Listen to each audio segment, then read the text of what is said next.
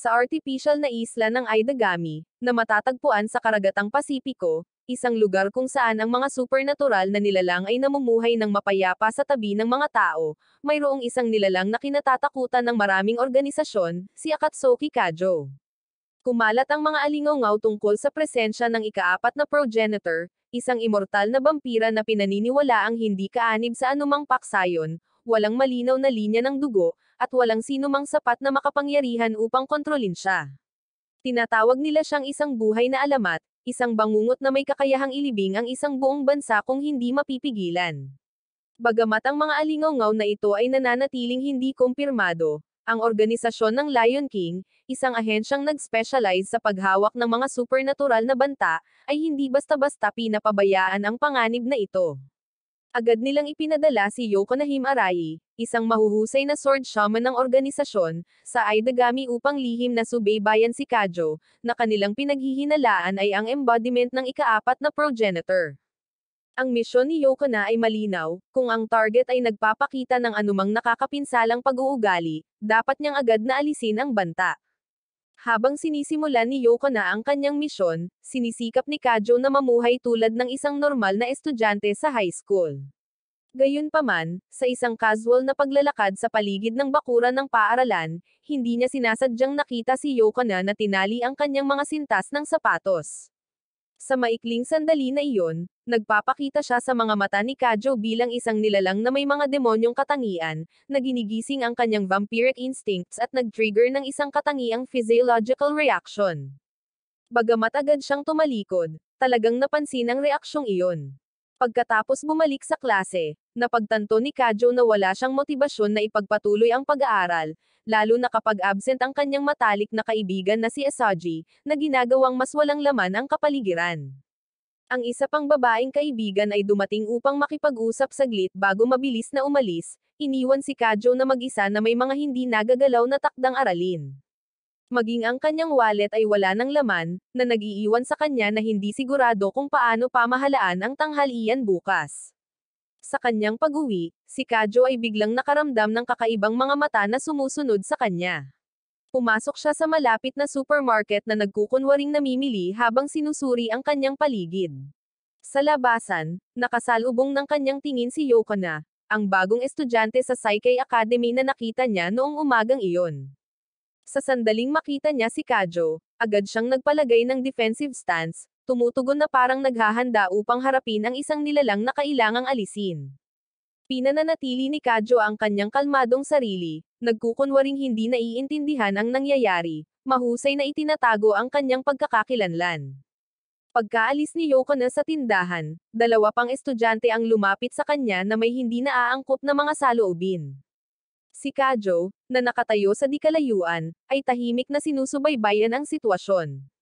Mabilis niyang napansin ang espesyal na bracelet sa palso ni Yoko na, isang bagay na karaniwang ginagamit para aisil ang kapangyarihan.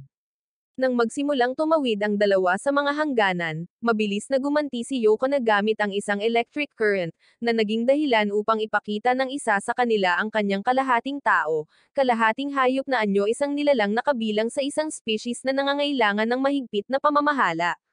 Ang isa ay gumagamit ng magic upang lumikha ng magulong enerhiya, na nag-trigger sa sistema ng seguridad sa Aidagami Island na mag-issue ng alertong signal. Upang maiwasan ang pagkatalo, nagpatawag siya ng isang espiritong hayop gamit ang Kent Magic, isang kabayong panglaban na may kakayahang magdulot ng malawakang pinsala.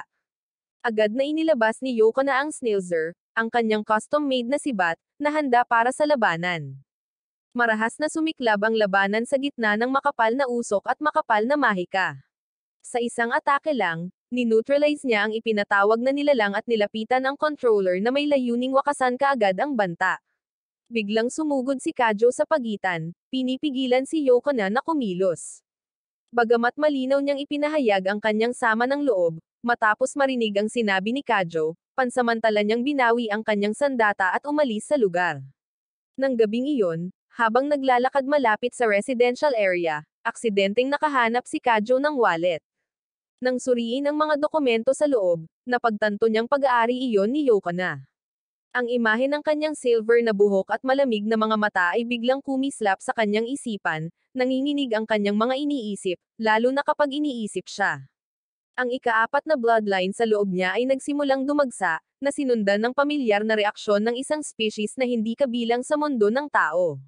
Ang Aidagami, ang artificial na isla sa karagatang Pasipiko, ay kung saan legal na naninirahan ang mga nilalang na hindi tao sa ilalim ng hiwalay na sistema ng mga batas. Ang Sekai Academy ay itinatag upang sanayin ang mga kabataang henerasyon na umangkop sa kakaibang kapaligirang ito.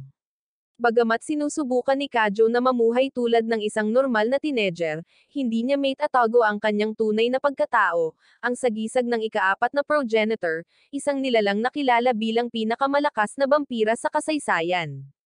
Habang nawawala sa pag-iisip, biglang sumulpat si Yokona at hiniling kay Kajo na ibalik ang wallet na nalaglag niya.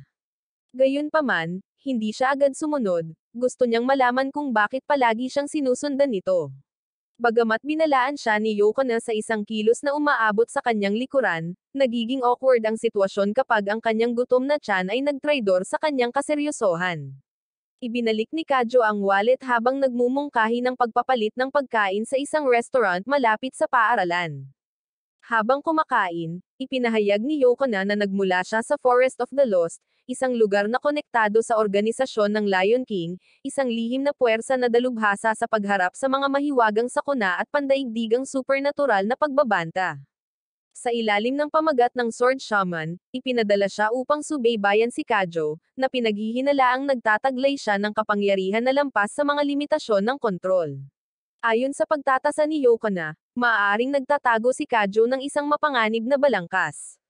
Samantala, hindi pa rin niya maipaliwanag kung bakit siya mahigpit na sinusubaybayan, or naiintindihan kung bakit palagi siyang iniuugnay ng mga tao sa isang titulo ng progenitor. Nang banggitin ni Yokona ang unang pagkakataon na isiniwalat niya ang kanyang mga kakayahan, sinubukan ni Kajo na alalahanin ang mga alaalang iyon, ngunit nakaranas kaagad ng matinding sakit sa kanyang ulo, na ginagawang hindi malinaw ang lahat ng alaala ng panahong iyon. Bagamat medyo naging mas bukas na siya, pinananatili pa rin ni Yokona ang kanyang distansya, na ipinapahayag ang kanyang sarili na handang kumilos kung talagang magiging banta si Kajo. Nang hindi sumasagot, tahimik siyang umalis, sinabing pupunta siya sa library para matuto pa. Hindi na bumalik si Yokona, dahil kinakailangan ng kanyang misyon na laging manatili sa tabi ng paksa sa ilalim ng pagbabantay anuman ang mga pangyayari. Tumunog ang bell sa buong school grounds. Biglang tumalikod si Kajo, ang kanyang mga mata ay puno ng isang bagay na mahirap ipahayag. Dahan-dahan siyang naglakad patungo kay Yokona, pagkatapos ay lumuhod sa hindi inaasahang pagkakataon na parang may palihim na ipinagkatiwala sa kanya. Natigilan si Yokona, may halong pag-aalinlangan at pagkalito ang kanyang ekspresyon. Sa maikling sandali na iyon, unti-unting natutunaw ang kanyang silweta sa maningning na liwanag ng gabi, na nag-iiwan sa puso ni Kajo ng katahimikan na hindi masabi sa mga salita. Sa mismong sandaling iyon, sa buong Sekai Academy at sa isla ng lungsod, mayroong kaguluhan tungkol sa isang mahiwagang paghahabol ng nilalang na nagaganap sa isang lugar ng tirahan. Mabilis na kumalat ang mga alingawngaw, na lumilikha ng isang tense na kapaligiran na bumabalot sa lahat. Kasabay nito, ang mga pagsusulit sa semestre ay papalapit sa kanilang pagtatapos, na pinananatiling abala ang mga mag-aaral, kasama na si Kajo.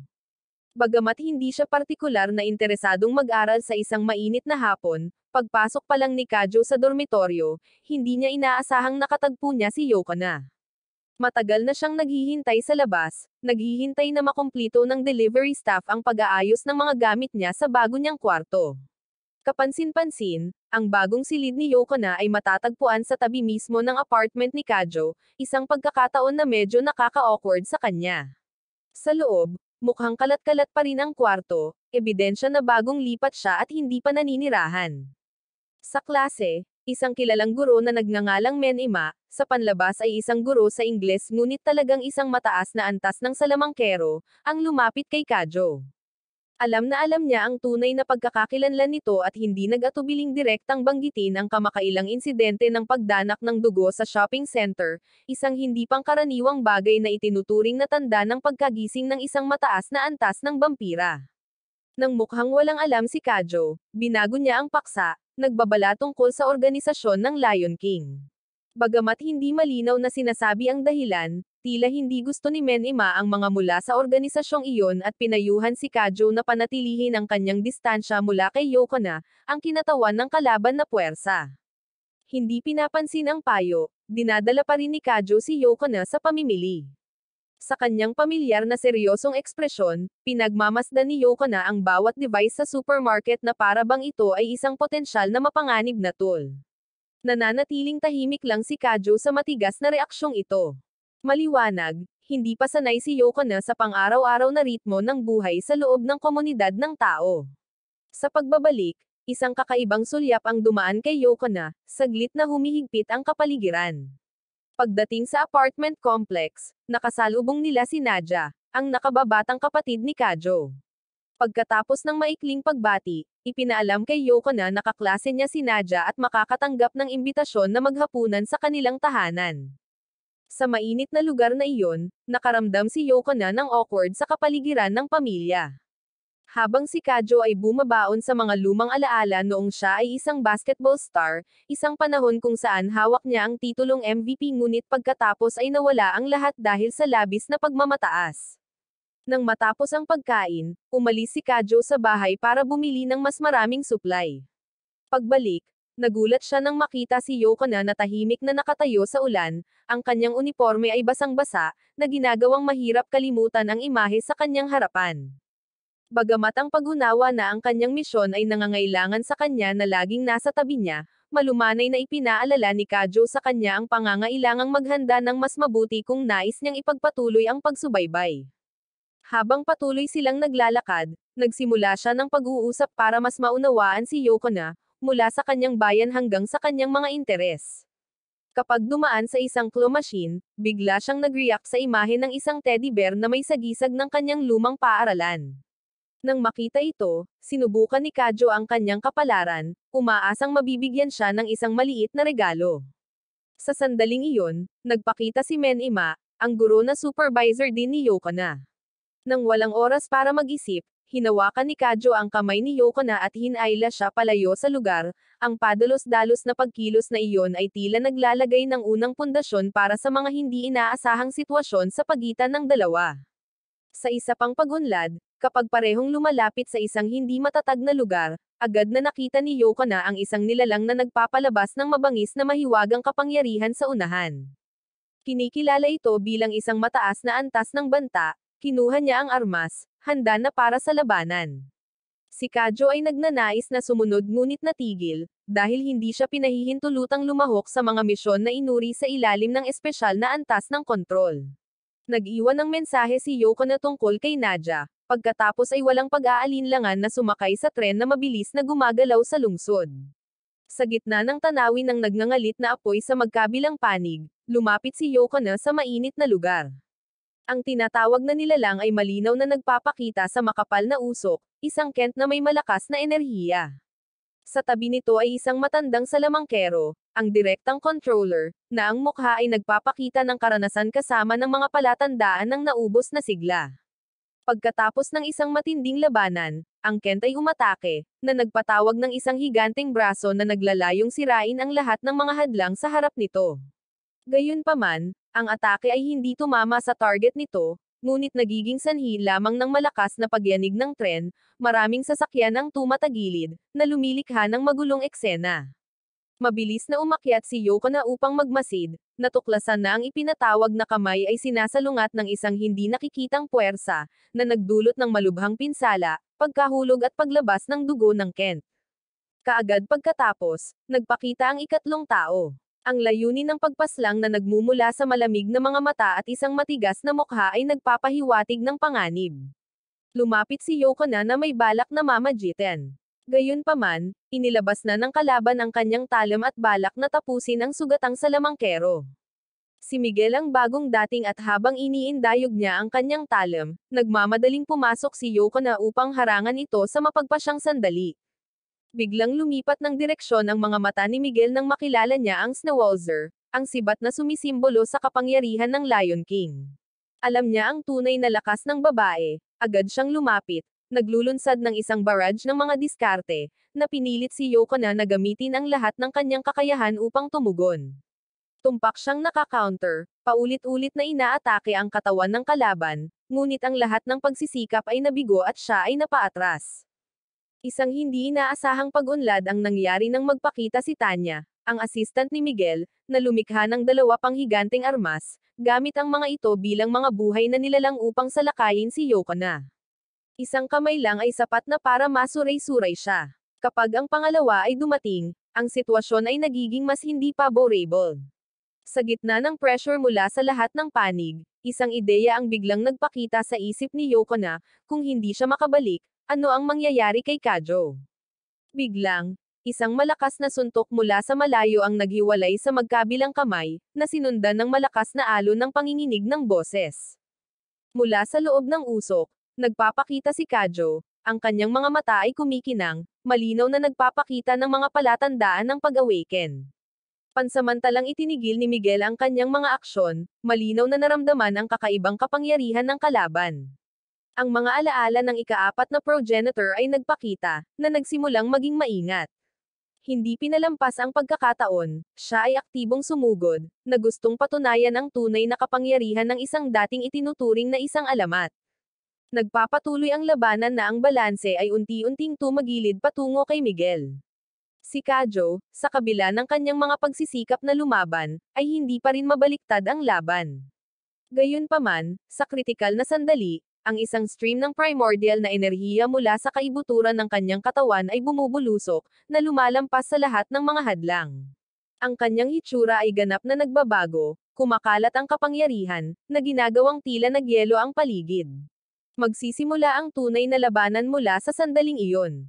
Sa ilalim ng mahinang sikat ng araw sa umaga ng sumunod na araw, ang hangin sa lugar ng pagsabog mula kagabi ay nagdadala pa rin ng amoy ng pagkasunog. Kinordana ng pulisya ang buong lugar, nagsasagawa ng agarang investigasyon. Dahil sa insidente, mahigit 20,000 kabahayan ang nawalan ng kuryente, bagamat 10,000 sa kanila ang mabilis na naibalik. Ang pinsala ay umabot sa humigit kumulang 50 bilyong yen, isang figure na magpapalula sa sinumang makarinig nito. Ang lahat ay nagmula sa matinding labanan sa pagitan ng mga entidad na nagtataglay ng mga kapangyarihan na higit pa sa mga kakayahan ng tao. Sa sandaling seryosong pinag-isipan ni Yokona ang pag-uulat ng insidente, isinantabi niya ang intensyon na iyon nang maalala kung paano naligay sa panganib si Kajo para protektahan siya. Ang pagkilos na iyon ay medyo nagpapagulo sa kanya, kaya pinili niyang manahimik. Upang pagaanan ang mga kahihinatnan, binanggit nila ang pagtatanggol sa sarili upang bigyang katwiran ang kanilang nakaraang pagganap.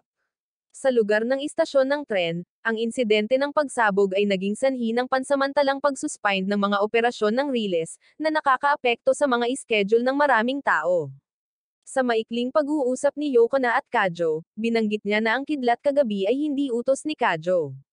Bagamat minana niya ang kapangyarihan mula kay Shinzo, nanatiling hindi perpekto ang kanyang kontrol dito, lalo na kapag nahaharap sa isang entidad na sumasalamin sa Kent bilang pagpapakita ng kapangyarihan na tumangging sumuko. Sa ilalim ng normal na mga kondisyon, maaaring mapanatili ni Kajo ang katatagan ng power stream na ito. Gayunpaman, sa sandaling mapuspos ng isa pang entity ng Kent, ang mga bagay ay madaling mawalan ng kontrol. Ang ugat marahil ay nagmula sa katotohanan na siya ay isang vampira na nananatili pa rin ang kadalisayan, hindi kailanman kumuha ng dugo ng sinuman. Habang patuloy pa rin ang pag-uusap ni Kajo at Yokona, biglang sumulpat si Gojo. Mabilis na sinuri ng matalim niyang mga mata ang kakaibang katangian ni Yokona, at sa gayo'y nagbigay ng babala na dapat maging mas maingat si Kajo sa paaralan. Sa sandaling iyon, dumating si Asaji na hinahanap si Kajo upang magtanong tungkol sa pangyayari ng gabi, habang nagtataka rin tungkol sa babae na nakatayo sa kanyang tabi nang mangyari ito. Di nagtagal, kumalat ang mga alingaw sa buong paaralan nang lumipat ang isang bagong babaeng estudyante na may kapansin-pansing hitsura. Agad na nakatuon ang atensyon kay Kajo, kasama ang maraming lalaking estudyante na nagpapahayag ng interes at gustong malaman pa ang tungkol sa babaeng iyon. Nagpatuloy ang kaguluhan hanggang sa pumasok si Teacher Menima sa silid-aralan, tinawag si Kajo sa opisina pagkatapos ng tanghalian. Kasama niya ang napakabagong babaeng estudyanteng iyon. Sa opisina ng guro, hindi inaasahang lumapit ang isa pang estudyante, sinusubukang suriin ang relasyon ni Kajo at Asaji. Pinatunayan lamang niya na sila ay walang iba kundi malapit na magkaibigan. Sa oras na iyon, nakatayo si Asaji sa malapit, tahimik na pinupunit ang ulat ni Kajo. Ipinagpatuloy ni Menima ang pagpapakita ng ebidensya tungkol sa nakaraang pagsabog, kabilang ang mga larawan ng mga biktima. Ang ilan ay nakoma, habang ang mga hinihinalang mangangaso ng demonyo ay hindi pa nahuhuli. Dahil si Kajo ang maaaring mapili bilang susunod na target, hiniling niya na talagang huwag itong umalis ng bahay sa gabi. Bago umalis, binalikan ni Menima si Yokona, at binigay ang nawawalang teddy bear. Matapos ang kaguluhan, sinimulan ni Yokona na isynthesize ang mga kakaibang detalye na nakapalibot sa babae na kanilang nakatagpo. Mula sa kanyang matalas na paghatol, natukoy niya na ang kalaban ay hindi isang ordinaryong tao, ngunit isang produkto ng advanced biotechnology. Ang mga pahiwatig tungkol sa ikatlong tao na nagpakita sa parehong oras na sinalakay sina Kenzie at Kenzo ay inilagay din sa ilalim ng hinala ni Yokona. Bagamat naimbestigahan na niya ang maraming lugar sa paligid ng isla ng Aidagami, ang intuition ang naghatid kay Yokona sa isang mas malayong lokasyon, isang lugar na hindi binibigyang pansin ng mga tao. Agad na nakipag-ugnayan si Kajo kay Asaji para subaybayan ang classified data. Salamat sa kanyang napakahusay na kasanayan sa cybersecurity, mabilis na natuklasan ni Asaji ang mga coordinate ng isang pasilidad ng pananaliksik na nagtatago sa likod ng isang hadlang na tila nauugnay sa artificial na nilalang. Nagpa siya si Yokona na tingnan ito. Bagamat sa una ay ayaw ni Kajo na sumama, tinanggap niya sa kondisyon na kung maging komplikado ang sitwasyon, dapat itong agad na umatras. Parehong tumungo sa isang abandonadong istruktura na malalim sa isang nakalimutang lugar. Matapos masira ang mapanlinlang na panlabas na hadlang, nagpakita ang totoong pinto, na nagbukas ng daan patungo sa gitnang lugar. Sa loob ay isang malawak na laboratorio. Dito, maraming artificial entity ang pinananatili sa hibernation or ikinulong, isang pagtuklas na lalong nagpasigurado kay Yokona na ang insidente ay nagtataglay ng maraming mas mapanganib na elemento kaysa sa inaakala nila. Mula sa kabilang panig, biglang nagpakita ang isang babae na kapareho ng kanilang nakatagpo kagabi, kasama ang babala tungkol sa isang paparating na panganib. Ibinunyag niya na ang isla ng Aidagami ay haharap sa panganib na lubusang malubog, dahil ang organisasyon sa likod ng pasilidad na ito ay nakamit ang isang kapangyarihang lampas sa imahinasyon, isang kapangyarihang nauugnay sa walang hanggang kayamanan. Ang nakaklo na batang babae ay isang direktang produkto ng prosesong iyon. Nang gamitin ni Kenzie si Kenzo bilang host upang magtanim ng mapanirang enerhiya sa kanyang katawan, gayunpaman, dahil ang artificial na katawan ay hindi makatiis ng matagal, napilitan siyang sumipsip ng puwersa ng buhay mula sa mga talunang demonyo upang mapahaba ang kanyang buhay. Ang pag-uusap ay mabilis na nauwi sa isang matinding pagtatalo sa pagitan ng dalawang panig. Si Kajo, na hindi mapanatili ang kalmadong sarili, ay humakbang pasulong upang ipahayag ang kanyang galit. Mula sa panig ng kaaway, may nagpakita na konektado sa organisasyon. Ngunit sa pagkakataong ito, nang hindi itinatago ang kanilang layunin, ipinatawag nila ang isang nilalang na tinatawag na Showy, isang demonyong nilalang na nagtataglay ng napakalaking kapangyarihan. Una nang minamaliit ni Yokona ang kalaban, diretsyong umatake, ngunit agad ding naka-counter.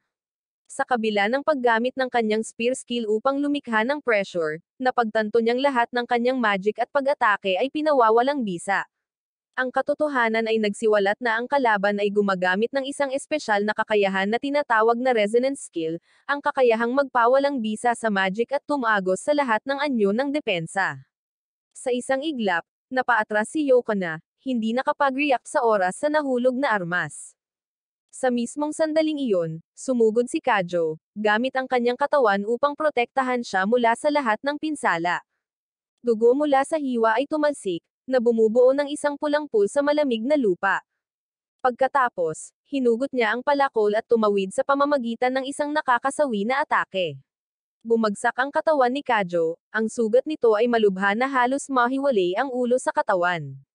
Sa mga kamay ni Yokona ngayon, si Kajo ay mayroon lamang isang walang buhay na ulo, isang eksena na labis na nabigla sa kanyang puso habang ang mga madilim na puwersa ay naghahanda upang ipagpatuloy ang kanilang mapanirang paglalakbay. Sa Isagi server, isang apurahang alerto ang inisyu nang makita ng system ang dalawang intruder na may kapangyarihan na katumbas ng isang buong hukbo na papalapit sa isang kritikal na lugar. Sa oras na iyon, nagising si Kajo pagkatapos ng matinding labanan. Lahat ng sugat sa katawan ay unti-unting naglaho, nanambalik din ang dugo sa kanyang katawan na parang may dinakikitang kamay na nagmamanipula ng buhay mismo. Kitang-kita sa mukha ni Yoko na ang pagtataka, na nasaksihan ang kakayahan sa pagbawi na lampas sa imahinasyon na taglay ni Kajo Akatsuki, ang ikaapat na progenitor. Natarante si Yoko na sa ginawa ni Kajo na iniligtas siya. Mula pagkabata, siya ay inabandona ng kanyang mga magulang, ipinagbili, at pagkatapos ay sinanay bilang isang walang emosyon na mandirigma, isang buhay na makina na umiiral lamang upang lumaban. Para sa kanya, ang kasawian ay hindi na nakakatakot, kundi isang mapayapang wakas. Dahil matagal na siyang naniniwala na kung mawawala siya ay walang malulungkot or magluluksa. Nang sinubukang tumayo ni Kajo, nawalan ng balanse ang kanyang katawan, na naging sanhi ng pagbagsak niya kay Yoko na lumikha ng isang awkward na sitwasyon. Kahit na nahihiya, inamin din ni Kajo na siya mismo ay kakaiba, umaasang hindi aalay ni Yoko na ang kanyang buhay para sa isang tulad niya. Habang nag-uusap sila ay biglang may naganap na panginginig. Agad na inilabas ni Kajo ang kanyang telepono at nakatanggap ng balita na ang Kido Gate, isang madiskarteng daanan sa isla ng Aidagami, ay sinalakay lamang. Samantala, si Asagi ay nakulong sa gitna ng mga durog na bato na may nagngangalit na apoy na nakapalibot sa kanya, kasama ang mga taong may matinding pinsala. Sa kabila ng mga mapanganib na kalagayan, sinagot pa rin niya ang tawag ni Kajo, iniulat ang sitwasyon. Sa pamamagitan ng tense na boses ni Asagi, nalaman ni Kajo na ang isang misteryosong lalaking nasa likod ng pag-ataking ito ay sinamahan ng isang artificial na Kenjo, isang bagay na hindi na itago ni Asagi ang kanyang pagkamangha. Gayunpaman, walang oras para sa mga tanong. Agad niyang ipinadala ang lokasyon, tumpak na iniulat ang posisyon ng dalawang nanghihimasok. Ang lugar na kanilang tina-target ay isang espesyal na bloke ng bakal, ang sentrong punto ng koneksyon sa pagitan ng apat na pangunahing direksyon ng isla. Nagtanong pa si Kajo tungkol sa kayamanan, ang tunay na layunin ng pagsalakay. Ngunit ipinaalam sa kanya ni Asagi na ang impormasyon ay kabilang sa mga lihim ng militar. Sa makatuwid, kinailangan ni Yoko na namamagitan upang masira ang firewall, bagaman nakaramdam siya ng pagkabalisa tungkol dito. Sa kabila ng pagharang ni Yoko na, sinabi ni Kajo ang isang bagay na nagpaisip sa kanya, at kalaunan ay pumayag siyang painumin siya ng kanyang dugo. Lumalabas na ang pagkilos na ito ay isang paraan upang tanggapin ng Kenjo sa loob ni Kajo ang pagkakaisa sa Shio, ang kanyang nakatagong kapangyarihan. At alam ni Yoko na hindi niya magagawa ito nang hindi ganap na aktibo. Bagamat ayaw ni Kajo na tumawid sa mga hangganan, ang panghihikayat ni Yoko na ay wala siyang ibang pagpipilian. Kasabay nito, nagpakita ang ikatlong tao sa gitnang core ng isla. Sakto namang diem ating sina Kajo at Yoko na para harapin ang estranghero. Nagsimula ang isang mabigat na dialogo, umiikot sa mga sinaunang bagay, mga lihim na nakabaon sa kasaysayan ng artificial na isla na ito. Ipinahayag ng nanghihimasok na gusto niyang bawiin ang pundasyong bato, isang bagay na naging ugat ng buhay sa isla. Gayunpaman, kung ito ay aalisin, ang buhay ng higit sa kalahating milyong residente ay nanganganib. Sinubukan siyang hikayatin ni Yoko na pumili ng mga legal na opsyon para bawiin ang pag-aari niya sa halip na sirain ang lahat. Gayunpaman, tumanggi ang lalaki at tinawag ang tatari sa labanan. Nahaharap sa tensyonado na sitwasyon, tumalon si Kajo sa fighting ring, naghahanda na maglabas ng napakalaking enerhiya mula sa kaibuturan ng kanyang kaluluwa. Nagsimula muli ang labanan, hindi lamang para protektahan ang isla ng Isagami, kundi pati na rin ang labanan ng memorya, karangalan, at lalo na ang kaligtasan. Sa gitna ng matinding palitan, biglang sumugod si Yoko na sa larangan ng digmaan, humihiling na sumali sa laban. Aktibo niyang kinuha ang gawain ng pagharap sa isang panimula, habang si Kajo ay pinagkatiwalaan ng mahalagang responsibilidad na itigil ang mga aksyon ni Magnus, ang utak sa likod ng buong madilim na planong ito. Habang nagsimulang magpakawala ng malalakas na pag-atake si Yoko na, napagtanto ng kanyang kalaban, isang taong may kakaibang pagkakakilanlan, na ang kapangyarihan ni Yoko na ay tumataas ng husto. Dahil sa ayaw niyang mapahamak, agad niyang isinaaktibo ang isang espesyal na sandata sa labanan, isang sandata na inihanda ng una upang harapin ang mga may pambihirang kakayahan. Gayunpaman, walang balak na umatras si Yokona. Ipinatawag niya ang Kenjo, isa sa mga espesyal na kasanayang pagmamayari ng Sekai, na mabilis na nagbago ng sitwasyon. Ang kanyang hindi inaasahang ganting atake ay nagpalipad pabalik sa kalaban. Habang naghahanda si Yokona na ihatid ang pangwakas na atake, sumabog ang isang marahas na banggaan dahil sa interbensyon ng Tatiana, na lumikha ng isang serye ng malalakas na shockwave na naging dahilan upang ang buong server system ay maglabas ng mga emergency warning signal. Nang mapagtanto ni Yokona na ang kanyang mga pag-atake ay hindi maaaring tumagos sa makapal na protection na baluti na nakapalibot sa simula, agad niyang pinalakas ang kanyang sibat, ang Snow Whaler, gamit ang lahat ng kanyang lakas upang masira ang defensive barrier. Naunawaan ni Kajo ang kanyang aksyon at mabilis na sinenyasan ang Kenju na umatake sa koordinasyon. Matapos ang matinding banggaan, nabasag ang sibat ni Yokona, ngunit kasabay nito, nahulog din si Tanya sa estado na tuluyang nalulula. Ang natitira, si Magnus, ay hindi mapanatili ang balanse laban sa patuloy na alon ng mga pag-atake. Ang kanyang nagtatanggol na baluti ay nawasak, at sa huli ay dumanas siya ng matinding pagkatalo. Kaagad pagkatapos ng labanan, niyakap ni Kajo si Yokona, pagkatapos ay biglang tumalon pababa kay Tanya. Gamit ang kakayahan ng ika-4 na vampira na kagatin ang leeg ng artificial na batang babae na ito, naniniwala siya na kung makontrol niya ang Kenjo mula sa kalaban, madali niyang mano-neutralize ang banta. Nakatayo sa likuran si Yokona, malinaw na nakaramdam ng matinding galit. Sa kanyang puso ay nagpakita ang isang pakiramdam ng pagkakanulo, dahil ang pagkilos ni Kajo ay lumampas sa mga pinapayagang hangganan. Habang nasa kamay pa rin ang putol na piraso ng kanyang sibat, hindi niya napigilan ang kanyang galit at pinagpatuloy ang pagpalo kay Kajo. Naunawaan ni Gojo na dumaan siya sa isang mahalagang punto ng pagbabago. Mula rito, opisyal na siyang naging isa sa mga may kakayahang magpadugo upang magbigay ng enerhiya sa ika-4 na vampira, na nagmarka ng bagong yugto sa relasyon nila. Ang lahat ay tila inayos na ng Vatler, na sinusubaybayan ang mga pag-unlad mula sa likod ng mga eksena. Gayunpaman, dahil sa mga pagkilos na lumampas sa mga utos na nakasira sa espesyal na inilabas na sandata, napilitang umalis si Yokona sa kanyang kasalukuyang posisyon. Habang naghahanda siyang mag-withdraw, isang package mula sa ahensya ng Lion King ang hindi inaasahang naihatid. Sa loob ay ang Snow Whaler Spear, ganap na naibalik. Ang pagkilos na ito ay parang isang affirmation mula sa organisasyon na gusto pa rin nilang ipagpatuloy niya ang misyon ng pagsubaybay kay Kajo, isang misyon na hindi pa natatapos. Isang kakaibang nilalang ang marubdob na tinutugis sa buong Isagami Island. Nang tila walang pagtakas, ang individual ay biglang nag-activate ng isang remote explosive device na may layuning lumikha ng kaguluhan upang tumakas. Gayunpaman, mabilis na nabigo ang plano. Ang buong sistema ng pagpapasabog ay na-neutralize bago ito magkabisa.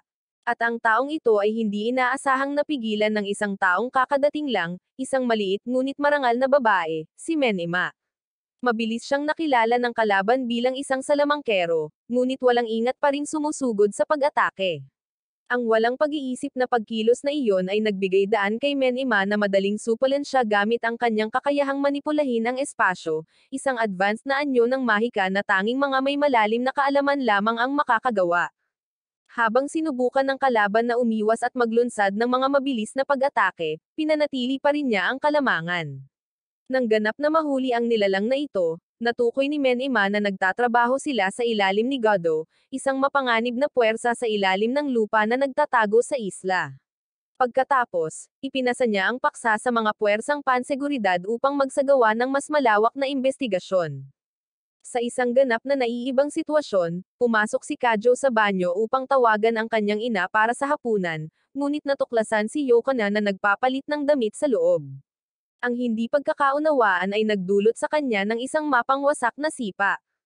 Nang maglaon, sa tren papunta sa paaralan, malumanay na nagtanong ang kanyang kapatid na si Nadia tungkol sa sitwasyon sa umaga. Nagsalita si Yokona, sinisisi ang walang ingat na pagpapasok sa kanyang silid na may kakaibang ugali.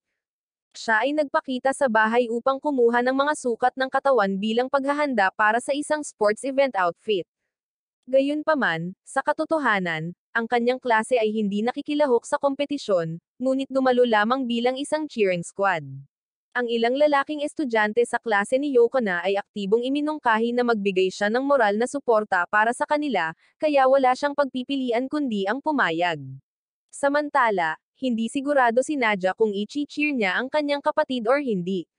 Bagamat nakaramdam siya ng kahihiyan, sa wakas ay nagpasya siyang suportahan si Kajo sa okasyong ito. Si Asaji, isang kaklase, ang nagdala ng kanyang racket sa palakasan ngayon, handang lumahok sa paligsahan. Habang papunta sa klase, tinanong niya si Kajo kung aling event ang pipiliin niya. Sumagot siya na hahanap siya ng pinakasimpleng disiplina na madaling madadaanan. Sa paaralan, nang tingnan ni Asaji ang listahan, laking gulat niya nang matuklasan niyang ipinaraise siya upang makipagkompetensya kay Kajo. Bagamat medyo nalilito, hindi niya mababago ang sitwasyon. Tiniyak ni Kajo sa kanyang sarili na malamang na hindi masyadong mahirap ang disiplinang sinasalihan niya. Sa isa pang pagkakataon, si Joshua, miyembro ng technical team, ay pinaghihinalaan ng iligal na transportasyon ng mga eksperimentong item. Bilang tugon sa hinalang ito, nagpakita si Menima, na nagpapahayag na pinasuko niya ang ilang individual sa ilalim ng utos ni Joshua. Nang malapit na siyang arestuhin ng mga escort force, ipinakita niya ang kanyang tunay na anyo bilang isang demonyo. Mabilis na nakontrol ni Menima ang paksa gamit ang spatial magic, pagkatapos ay ibinigay niya ang Astart para sa pagproseso. Ipinatawag din niya ang Kenjo para pahusayin ang depensa, dahil alam niyang makokontrol ng Astart ang ganitong uri ng entity. Sa pagsuri sa mga record, natuklasan ni Menima na ang kalaban ay may koneksyon sa mga aktibidad ng ilegal. Habang sinusuri ang sitwasyon sa pamamagitan ng monitoring system, hindi niya malinaw na mahulaan ang susunod na layunin ni Gojo, ang taong nasa likod ng maraming kamakailang mga insidente. Sa isang marangyang yate, si Kajo, ang ikaapat na tagapag-alaga ng progenitor, ay nagpakita ng mga palatandaan ng paghaharap sa isang bagong puwersa. Bumalik sa larangan ng palakasan, unti-unting naunawaan ni Yoko na kung bakit nagalit si Asaji tungkol sa pagpilit na makipagpares para sa kompetisyon. Pagkatapos bumili ng tubig, naisipan niyang umalis ng maaga, ngunit sa takot na magalit si Asaji, nanatili siya hanggang sa huli. Sa silid-aralan, uupo pa lang si Kajo, biglang nasira ang upuan, na sinundan ng sunod-sunod na palaso na bumababa mula sa bubong. Nang mapansin niyang nagpakita ang dalawang espiritu ng hayop na may hugis ng mga leon, isang matangkad na ginto, isang kulay pilak na puti, naisipan niyang tawagan ang kanyang pamilyar, ngunit sa takot na masisira nito ang paaralan, nagpasya siyang hindi ito gawin. Sa sandaling iyon, dumating si Siyaka sa tamang oras, ibinato ang kanyang sibat upang itulak ang isa sa dalawa. Nagmamadali siyang pumasok upang ganap na maalis ang natitirang espiritu ng hayop sa isang malakas na tulak. Dumating si Yoko na kinilala ang mga mahiwagang bakas malapit sa lugar. Bagamat nagbigay sila ni Siyaka ng suporta, hindi pa rin malinaw si Kajo kung sino ang gumawa ng aksyon. Hindi tumigil ang insidente ng aksidenteng makita ng dalawa pang estudyante si Yoko na gumagamit ng mahiwagang armas. Sinadya niyang burahin ang kanilang mga alaala, ngunit tiniyak ni Kajo sa kanya na ang kanyang kasalukuyang anyo ay walang pinagkaiba sa isang nakakostume, kaya walang dapat ipag-alala. Pagkatapos, lumapit ang isang mensahero, na nag-abot kay Kajo ng isang sulat na may espesyal na selyo. Nakilala ni Yoko na ang simbolo na pag-aari ng isang malaking kapangyarihan, na nagpapahiwatig na may seryosong mangyayari. Sa sandaling iyon, nakita ni Asaji si Yoko na may kasamang sulat, dahilan para hindi niya maintindihan ang isang bagay na hindi niya dapat. Ang liham ay ipinadala mula kay Veldora, ang Panginoon ng Dominion, isang teritoryo sa ilalim ng autoridad ng unang progenitor, na mayroong 72 makapangyarihang pamilyar. Bilang isang vampirang purong dugo na may direktang angkan mula sa una, si Veldora ay nagtataglay ng malawak na impluensya sa supernatural na mundo. Sa pagbabalik pagkatapos, saglit na tinalakay ni Yoko na at Kajo ang Panginoong ito at ang mga posibilidad na maaaring mangyari kung kailangan nilang harapin siya. Ang sulat ay naglalaman ng kakaibang kahilingan. Ang inanyayahang panauhin ay dapat magdala ng isang partner sa party. Inilagay nito si Kajo sa isang mahirap na posisyon, hindi alam kung sino ang pipiliin. Sandaling nag-flash sa kanyang isipan ang imahe ni Menima. Gayunpaman, hindi pinalampas ni Yoko na ang pagkakataong tanungin siya, na naging sanhi ng pagbabago ng isip ni Kajo, na pinili si Yoko na bilang kanyang kasama para sa makatwirang paliwanag na siya ay nakatalaga sa pagsubaybay sa kanya. Sa sandaling bumalik sila, nagpadala ang ahensya ng Lion King ng isang package, kasama ang custom-made na kasuotan para sa paparating na kaganapan. Kakaiba, ang outfit ay pinasadya batay sa mga personal na sukat ni Yoko na nagpapatunay na ang organisasyong ito ay nagtataglay ng mas maraming impormasyon kaysa sa karaniwan. Kinagabihan, tumayo sina Yoko na at Kajo sa harap ng yate na inihanda ng organisasyon ng Dominion. Habang nag-uusap, hindi nila namalayan na may isang misteryosong babae ang tahimik na nakatingin sa kanila mula sa di kalayuan. Sa loob ng yate, nang parehong pumasok at walang nakitang tao, nagpasya silang pumunta sa pinakamataas na antas upang suriin ito. Doon na naganap ang pananambang. Inatake sila ng isang taong nakamaskara, na pinilit na mabilis na lumipat sa isang estado ng mataas na alerto. Hindi nagtagal, opisyal na nagpakita si Veldora, ang makapangyarihang Panginoon ng Dominion, at nagsimulang ipakilala ang kanyang pagkakakilanlan at ang tunay na layunin sa likod ng mahiwagang imbitasyong iyon. Kaagad pagkatapos makumplito ni Veldora ang kanyang pagbati, na medyo dramatic gaya ng dati, isang serye ng matutulis na kutsilyo at tinidor ang biglang lumipad patungo kay Kajo, na nagpaten sa kapaligiran sa silid sa isang iglap. Napakabilis ng reaksyon ni Yoko na at kinikilala na ang salarin sa likod ng pag-ataking iyon ay walang iba kundi si Saria, na kilala rin bilang Kurosaki Siyaka, isang dating kaibigan na nakipaglaban kasama niya sa mga misyon ng organisasyon ng Lion King. Natuwa si Saria nang makitang muli si Yoko na. Pagkaraan ng mahabang panahon, sa pagkakataong ito ay dumating siya sa isla ng Isagami, hindi lamang para bisitahin ang kanyang kaibigan, kundi bilang isang supervisor na ipinadala upang kumatawan kay Lord Aldegar. Ang liham ng paanyaya kina Yoko na at Kajo ay inihatid din ni Veldora sa kanyang kahilingan.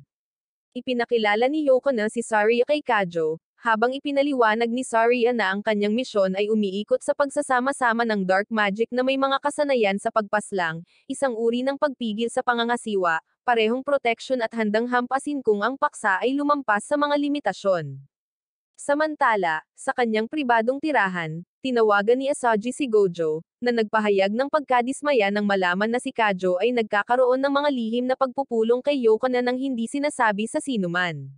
Si Gojo, kalahating biro at kalahating seryoso, ay sinabi na marahil ay may ginawa si Yoko na para mapaamo ang ikaapat na progenitor.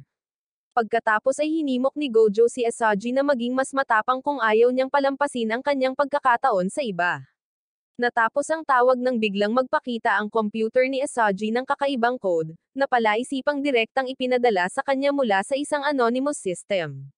Sa tirahan ni Veldora, casual niyang ibinahagi ang tungkol sa koneksyon niya sa Aurora, ang orihinal na sagradong katawan na nauugnay sa kapangyarihan ni Kajo. Sa taglay niyang mapanuksong karakter, hindi niya itinago ang balak na subukan ang reaksyon ni Kajo. Ngunit napapanahong namagitan si Yoko na bago mawalan ng kontrol ang mga bagay-bagay.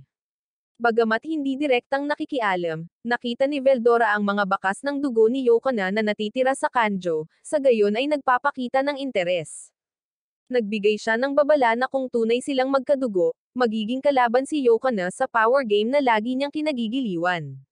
Pinili ni Yoko na umiwas, inilipat ang atensyon sa dahilan kung bakit sila imbitado sa isla.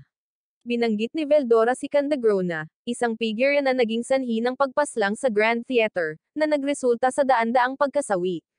Naging bahagi siya ng radikal na organisasyong Black Death, na inaakalang naalis na. Gayunpaman, ayon kay Veldora, pagkatapos mapaslang ang orihinal na pinuno, kinuha ng ilang nakaligtas si Candagrona para pumalit. Si Veldora ang nagsagawa ng naunang pagpaslang, ngunit sa kasalukuyan ang kahalili ay tumatakbo sa isla ng Isagami na may mga ambisyon na sirain ang banal na kasunduan. Dahil sa ayaw ni Kajo na ipagsapalaran ang kanyang sarili, inatasan ni Veldora si Yoko na ng gawain ng pakikitungo kay Candagrona. Nag-aalala siya na kung kumilos ang Kenjo, maaari itong magdulot ng hindi inaasahang kahihinatnan para sa pangkalahatang sitwasyon. Kinaumagahan, natagpuan ni Kajo ang kanyang sarili sa isang mahirap na sitwasyon nang magising siya at nakita si Asaji na hindi sinasadyang nakahiga sa ibabaw niya. Sa gulat, hindi sinasadyang nahawakan niya ang isang malambot na bahagi, na naging sanhi ng pagbagsak ng dalawa sa sahig. Sa sandaling iyon, pumasok sina Yoko na at Nadia sa silid, nasaksihan ng isang eksena na lumikha ng malalim na hindi pagkakaunawaan. Hindi nagsalita si Yoko na, tahimik lang na umalis, habang si Asogi ay dismayadong umuwi sa pag-aakalang mali ang paghusga niya kay Kajo. Walang nakakaalam na ang lahat ay nasa saklaw ng pagsubaybay ni Saria, isang salamangkero na gumagamit ng isang espiritong hayop upang malayo ang mag-monitor. Pagkatapos, hinanap ni Kajo si Yoko na upang humingi ng tawad habang inaamin ang kanyang takot na mawalan ng kontrol kung sumiklab ang uhaw sa dugo. Sinisi niya ang sarili dahil hindi siya naging alerto, umaasang mauunawaan ni Yoko na ang kahinaan sa loob niya. Sa isang umaga sa isla ng Isagami, nilapitan ni Yoko na si Menima upang humingi ng karagdagang impormasyon na may kaugnayan sa target na si Kandagrona, at sinamahan siya ni Kajo. Habang nag-uusap sila, may dalang tsaa ang assistant ni Menima, pero isang bahagi lang ang natira para sa may-ari. Nagbabala si Menima laban sa paglapit ng masyadong mabilis dahil, ayon sa classified data, si Kandagrona ay kasalukuyang nagtataglay ng isang sinaunang artifact mula sa panahon ng Holy Clan. Sa sandaling naidokumento bilang may kakayahang sirain ang sibilisasyon, dumating ito sa isla sa pamamagitan ng isang network ng smuggling na sinamahan ng isang hindi kumpletong manual ng pagtuturo. Ang lahat ng mga mananaliksik na sinubukang ID code ito ay nabigo, at karamihan ay hindi na malaya. Ang mga kamakailang signal mula sa lugar ng Eastern Dock ay tumugma sa data tungkol sa sinaunang artifact na iyon. Gayunpaman, ang tunay na panganib, ayon kay Menima, ay hindi si Kandagrona, kundi si Veldora, isang sinaunang vampira na nag-alis ng dalawang ahente ng S-Class sa isang kisap mata. Kung bigla niyang binago ang kanyang saloobin, hindi magkakaroon ng kakayahang lumaban si Yoko na nang hindi nakikipagtulungan kay Kajo. Pagkatapos ng pulong, tinanong ni Yoko na si Kajo kung kailangan pa niyang uminom ng dugo para makontrol ang mga Kenji. Ang sagot niya ay nagpawala ng imak kay Yoko na, hindi dahil sa tumanggi siya, kundi dahil sa pakiramdam ng dependency ay nagpahiya sa kanya. Ito ay naging sanhi ng kanyang parehong nalilito at galit. Sa pagsisikap na makahanap ng solusyon upang patatagin ang kapangyarihan ng Kenjo, iminungkahi ni Yoko na hilingin kay Asogi na hanapin ang sinaunang artifact na Nakverza, isang bagay na nauugnay sa sinaunang mahika. Nang marinig ang pangalan, nagpakita si Asogi ng malinaw na interes at agad na pumayag na mag-imbestiga. Sa ibang lugar, palihim na sinusubaybayan ni Gojo ang lahat ng galaw. Nang matuklasan niya sina Yoko na at Kajo na pumapasok sa student council room kung saan nakastore ang confidential data, binuksan niya ang isang eavesdropping device. Sa oras na iyon, mabilis na sinira ni Asogi ang lock ng sistema ng seguridad, na lumilikha ng mga kondisyon para kay Kajo na makalusot sa server. Natuklasan nila ang isang biological na modelo na parang gagamba, malamang ang prototype para sa sandata na ginamit ni Kandagrona. Sa sandaling iyon, ang tunog ng pagbukas ng pinto ay bumulaga kay Asogi, na hinayla si Kajo upang magtago sa ilalim ng mesa. Dumaan ang isang guro, huminto upang mag-obserba, pagkatapos ay umalis nang walang nakitang kakaiba. Sa tensyon na iyon, biglang tumulo ang mga nosebleed ni Kajo dahil sa lapit nila, isang eksenang hindi sinasadyang nakakuha ng atensyon ni Saria, na palihim na nagmamanman mula sa malayo. Pagkatapos, umalis sila sa gusali, lumipat sa rooftop upang ipagpatuloy ang kanilang talakayan. Binanggit ni Kajo ang isang sinaunang pagkakasunod-sunod ng simbolo na natuklasan sa system, na nagbukas ng talakayan na umiikot sa mga sinaunang wika at mga uncoded seal. Nalilito sa mga pangyayari noong nakaraang gabi, nakahanap ng dahilan si Asogi para umalis. Sa sandaling iyon, nagpakita si Saria mula sa rooftop.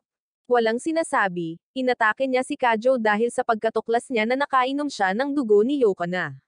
Agad na pumasok si Yoko na para pigilan siya. Naging maigting ang komprontasyon ng dalawa, dahilan upang aksidenteng magtamo ng mga pinsala si Kajo. Ang bumabagsak na dugo ay agad na nag-activate ng kapangyarihan ng ika-4 na progenitor, na lumikha ng marahas na mahiwagang pagbabago bago sa rooftop. Nasaksihan ni Asogi ang magulong enerhiyang kumakalat mula sa malayo. Samantala, nakaparada malapit sa akademya ang isang kotse na may hindi malinaw na plaka. Sa driver's seat, Kitang-kita ang litrato ni Asaji, hudyat na may isang delikadong tao ang pinupuntirya siya. Sa itaas na pasilyo ng Sakai Academy, hindi sinasadyang nakita ni Asaji si Saria na may hawak na espada, na naglalabas ng kakaibang kinang. Dahil sa seryosong kilos ni Saria at mapagbantay na mga mata, naghinala si Asaji. Dahan-dahan niyang nilapitan ang kakapakita lang, nagbabalak na linawin ang sitwasyon. Ngunit bago pa siya makapagsalita, ang daloy ng enerhiya mula kay Kajo ay nagsimulang magbago ng marahas. Tila ang presensya ni Saria ay nagdulot ng kakaibang reaksyon sa loob ng katawan ng ikaapat na progenitor. Ang malademonyong linya ng dugo sa loob ni Kajo ay nagsimulang dumami ng hindi mapigilan, na naging dahilan upang maging magulo ang espasyo sa paligid ng paaralan. Ang presyon ng enerhiya ay biglang tumaas, na lumilikha ng mga shockwave na kumakalat sa buong campus. Si Saria, bagaman ang pasimuno, ay sinubukan pa ring tawagan si Kajo na huminto, ngunit maliwanag na huli na. Si Yoko na nakaramdam ng kaguluhan, ay nagpakita kasama ang Sakuro, ang kanyang banal na sibat sa kamay. Siya ay mabilis na namagitan, lumikha ng isang atake upang patatagin ang daloy ng enerhiya na lampas sa kontrol ni Kajo. Dahil sa pagkabigla na iyon, unti-unting bumalik sa normal ang kanyang kamalayan. Gayunpaman, hindi doon natapos ang insidente. Nagsimulang makipagtalo ng husto si Kajo kay Saria, ang palitan na nagpatens sa kapaligiran. Hindi umiimik si Yoko na, bagkos ay seryosong nagtanong kung ano ang ginagawa ng dalawa sa isang lugar na nangangailangan ng mahigpit na proteksyon. Sa isip niya, hindi niya maiwasang mag-alala sa kanyang tungkulin, isang taong hinayaan ang sitwasyon na lumayo ng husto. Dumating sa palapag si Nadia sa panahon ng kaguluhan, hindi maintindihan kung ano ang nangyayari. Sa harap ng kanyang mga mata ay ang imahe ni Asaji na walang malay sa gitna ng mga basag na pasilyo. Agad na dinala ni Yoko na ang kaibigan sa infirmary kung saan kinumpirma ng doktor na walang malubhang pinsala. Samantala, aksidenteng nakatagpo ni Nadia ang katulong ni Asaji na nakasuot ng maid outfit, dahilan para mausisa itong lumapit. Matapos magkamalay, malabo lamang na naalala ni Asaji ang silhouette ng may hawak na talam na nagpakita bago siya nawalan ng malay. Malumanay na sinabi ni Yoko na ito ay isang kakilala, lihim na hinulaan na si Asaji ay nagseselos nang makita si Kajo sa tabi ni Saria. Sa hindi inaasahang pagkakataon, direktang nagtanong si Asaji tungkol sa relasyon ni Yoko na at ng ating bida.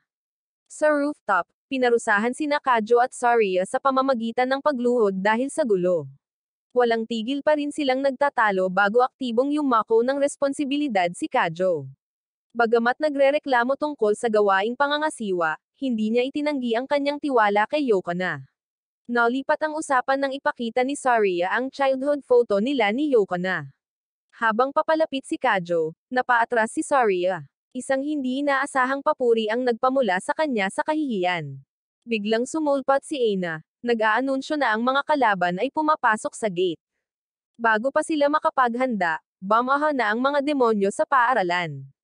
Tumakas sa gulat si Nadia, nakasalubong niya ang isang estranghero sa pasilyo, dahilan para mapasigaw siya ng malakas. Napilitan si Yoko na napawalan ng malay si Nadia para maiwasan ang malawakang gulat. Hindi inaasahang pumasok si Kandagrona, na sinundan ng isang estranghero. Parehong lumapit kay Asaji, humiling sa kanya na magsagawa ng isang mahalagang bagay. Agad namang tumayo si Aina sa harapan para magbigay ng defensive action. Gayunpaman, hindi nagdalawang isip ang isa, bumunot ng baril at dirdiretsyong nagpaputok. Umalangaw ang putok ng baril hanggang sa rooftop, dahilan para mabilis na bumaba sina Kajo at Saria. Dahil sa natitirang mahiwagang impluensya, pansamantalang nawalan ng pandinig si Kajo sa isang tainga. Pagdating, natigilan siya nang makitang sina Yoko na at Asaji ay nasakop at dinala. Nagsimula ang mahabang gabi ng kawalan ng katiyakan. Sa infirmary, nakatagpo ni Kajo si Aina na nasugatan ng may dugo sa manggas. Kagagaling lang niya sa matinding away at sa oras na iyon, si Gojo, isang tao mula sa unit na tumutugis sa mga umaatake, ay lihim na uminom ng isang espesyal na tableta na nakatago sa kanyang manggas. Pagkaraan ng ilang segundo, kumikinang ang kanyang katawan, ang mahiwagang enerhiya ay tumutulong sa kanya na lumutang sa himpapawid. Sina Asaji, Yoko na, at Nadia ay isinakay sa isang military helicopter, ganap na nawalan ng kontrol. Nang walang pagpipilian, nilunok ni Gojo ang lahat ng natitirang mga table tasks, na lumikha ng isang artificial na clone sa pamamagitan ng mga signal na ibinubuga mula sa aparato sa kanyang tainga. Sa sandaling magpakita ang clone, isang hindi kilalang puwersa ang direktang sumalakay, at ibinaba ito sa isang iglap. Natamba si Gojo sa sasakyang panghimpapawid, nahulog sa malalim na lawa sa ibaba. Ligtas pa rin si Yokona at ang ilan pang natitira sa ship. Si Nadia lamang ang nagsimulang mahulog sa isang estado ng kaguluhan. Ibinunyag ni Yokona na ang kapatid ni Kajo ay sumailalim dati sa isang intervention na may kaugnayan sa mga demonyo, na humahantong sa matinding psikolohikal na trauma. Nang dinala sa hideout, ibinigay ni Kandagro na kay Asaji ang isang sinaunang aklat na naglalaman ng impormasyon tungkol sa Nolakubra, isang sinaunang Diyos na may kakayahang sirain ang pang-apat at ang kaharian ng Shinyo. Nais niyang buhayin ang mapanirang kapangyarihang ito sa pamamagitan ng isang sinaunang utos. Sa retreat path, nagpasalamat si Saria kay Kajo sa pagligtas kay Aina sa oras. Gayunpaman, agad na hinarang ang grupo sa transit area. Iyon din ang puntong kailangan nilang maabot at hindi nag-atubili si Kajo, bitbit si Saria at tumalon sa katawan ng ship, papalapit sa ligtas na base. Sa sandaling tumuntong sila sa loob, nagpakita si Menima nang sirain ng malakas na pagsabog ang storage compartment. Pagkatapos ng pagsabog, nagpakita si Veldora na may walang hanggang ngiti. Ang lahat ng ito ay isang bitag na idinisenyo upang akitin ang mga puwersa ng depensa ng Isagami Island sa kanyang eksperimento, isang lugar na naglalaman ng isang bagong sandata na hindi makontrol. Kaagad pagkatapos, ipinatawag ang Malako. Ang sinaunang Diyos, na orihinal na nakaimbak mula noong sinaunang panahon, ay nagising na ngayon, nagsimulang salakayin ang pangkat ng depensa ng walang awa. Ang lahat ng mga sistema ng pagtatanggol ay naging walang silbi laban sa mapanirang kapangyarihan nito. Si Kandagro na sa oras na ito ay nakatanggap din ng abiso na ang Blood Artifact at Evolved Combat Form ay nagsimulang magpaputok. Hindi maintindihan ni Yokona kung bakit pumayag si Veldora, isang taong may napakalaking kapangyarihan, na suportahan si Kandagro na at payagan ang immortal na dragon na Mama Jiten. Ang tanging naiisip niyang dahilan ay ang labis nilang pagkabagot. At ito ay isang laro ng digmaan upang tulungan silang magpalipas ng oras. Matapos umalis si Kandagrona, tila nawalan ng malay si Nadia. Ngunit bago iyon, nagpakita siya ng ibang tao. Nag-iwan siya ng mensahe para kay Asaji, na nagbibigay ng ilang mga mungkahi sa direksyon, pagkatapos ay nahimatay. Ang apoy ng pagkawasak, ang pinagmumulan ng kapangyarihan ng sinaunang Diyos, ay nag-alab na ngayon. Si Veldora ay nakatayo sa gitna ng labanan, naghagis ng isang bagay mula sa itaas na parang nag-uutos ng pag-atake. Inako niya ang responsibilidad na sirain ang control core ng Nolakubra. Sa oras na iyon, nakatanggap si Kajo ng isang tawag mula kay Yokona na nagkukumpirma na ang Nolakubra ay nagsimulang tumagos ng mas malalim sa gitnang network. Ang Kenjo, ang tinawag na espiritong hayop ni Veldora, ay tinawag. Hindi lamang iyon, pinagsama rin niya ang dalawang anyo ng Kenjo upang lumikha ng isang variant na nakahihigit sa dati. Si Kajo, na malinaw na alam ang banta sa kanyang harapan, ay aktibong pinigilan ang Nolakubra habang hinahangad ng grupo ni Yokona na neutralisahin ang core. Nang si Veldora ay nagpahayag ng interes na sumali sa labanan, agad na hiniling ni Kajo na huwag siyang makialam, dahil sa labanang ito ay gusto niyang tapusin ito mismo. Sumang-ayon si Veldora at inutusan ang Kenjo na sirain ang linya ng paghahatid ng mga madiskarteng armas, na nagbukas ng daan para sa isang counterattack. Si Kajo ay sumulong ng malalim sa gitna ng labanan, habang si Asaji ay nagpumilit na tumuon sa pag-decode ng sinaunang teksto upang makahanap ng isang paraan upang masil ang sinaunang makina. Si Yokona, nang walang pag-aalinlangan, ay nagsimulang kumilos ng nakapag-iisa upang magbigay ng suporta mula sa labas. Samantala, sinubukan ni Kajo na iwasan ang sunod-sunod na pag-atake mula sa Nolakubra, ang nakakagising na sinaunang Diyos ng pagkawasak. Dahil sa pagkadulas ay nawalan siya ng balanse, ngunit si Saria ay sumugod sa tamang oras, kumuha ng isang kakilakilabot na pag-atake sa kanyang lugar. Hindi tinatanggap na ang kanyang kaibigan ay magdurusa pa ng higit pang pinsala, sumugod si Saria, pinakawalan ang kanyang pinakamalakas na pamamaraan, na inihampas ang kanyang talim ng direkta sa binti ng Nolakubra. Gayunpaman, pinigilan ng sinaunang kalasag ng enerhiya na nakapalibot dito ang hiwa mula sa pagtagos. Ang rektibong puwersa mula sa harang ay nagtulak kay Saria na lumipad pabalik. Sa sandaling iyon ay tinawag ni Kajo ang Kenjo, ang kanyang espiritong hayop, at lumikha ng isang napakalaking hakbang upang iligtas siya mula sa panganib sa tamang oras. Gayunpaman, ang banggaan sa pagitan ng dalawang tulad ng malalaking pinagmumulan ng enerhiya ay hinayla pareho sa isang malalim na hukay sa ilalim ng lupa. Sa kabutihang palad, hindi sina Kajo or Saria ang nakatagpo ng malubhang panganib. Nang magising si Saria, sa kasamaang palad ay nadulas muli si Saria, diretsyong bumagsak kay Kajo, na nagpahiya sa kanya dahil ang basang katawan nito ay aksidenteng nadikit sa kanya. Upang maiwasan ang hindi pagkakaunawaan at matulungan siyang iligtas ang kanyang mukha, agad na inalis ni Kajo ang kanyang panlabas na jacket para takpan si Saria. Sa gitna ng mamasa-masa na espasyo, ang mga haligi ng tubig ay patuloy na tumataas dahil sa presyon sa ilalim ng lupa. Ang Nolakubra ay nagpatuloy sa muling pagbuo, gumagapang mula sa lupa sa isang pambihirang bilis salamat sa kakayahan nitong makapagpagaling sa sarili. Samantala, sa wakas ay natapos na ni Asaji ang pag-decode ng sinaunang pagkakasunod-sunod ng karakter, isang piraso ng impormasyon na gumaganap ng isang mahalagang papel sa hindi pagpapagana ng sistema ng kontrol ng sinaunang armas na ito. Si Yoko na, doon, ay nakalusot sa gitnang lugar ng proteksyon ng base. Mabilis niyang pinasuko ang mga nakatayong bantay at mas pumasok sa loob. Ang tanawin sa harap ng kanyang mga mata ay nagulat sa kanya. Isang serye ng mga Nolakubra machine sa yugto ng pag-activate, na handang i-deploy sa labas. Sa larangan ng digmaan, malinaw na inihayag ni Kandagro na ang kanyang ambisyon na kontrolin ang buong sinaunang hukbo. Iginiit niya na kahit si Veldora ay hindi naiintindihan ang totoong sukat ng plano. Ang pinakalayunin ay burahin ng Isagami, ang lupain na protektado ng ika-4 na progenitor. Matapos baguhin ang kanyang anyo, inatake niya si Yoko na nang may napakalaking nakakasawi na presyon. Na-overwhelm sa unang palitan, napilitang umatras si Yoko na para makuha ang kanyang armas, pagkatapos ay i-activate ang buong kapangyarihan. Mabangis na nagpatuloy ang paghaharap. Bagamat hindi ganap na nangingibabaw si Yoko na, nagtagumpay siyang putulin ang isa sa mga braso ng kalaban. Sa kabila ng pinsala, hindi nagpatinag si Kandagro na, ngunit mabilis na gumamit ng mga bihag bilang mga kalasag, pagkatapos ay isinaaktibo ang sistema, na nakakuha ng kontrol sa Nolakubra. Sa basement, si Saria, na nakabawi mula sa pagkahulog, ay biglang niyakap si Kajo, binigyan siya ng dugo para sa pagbawi.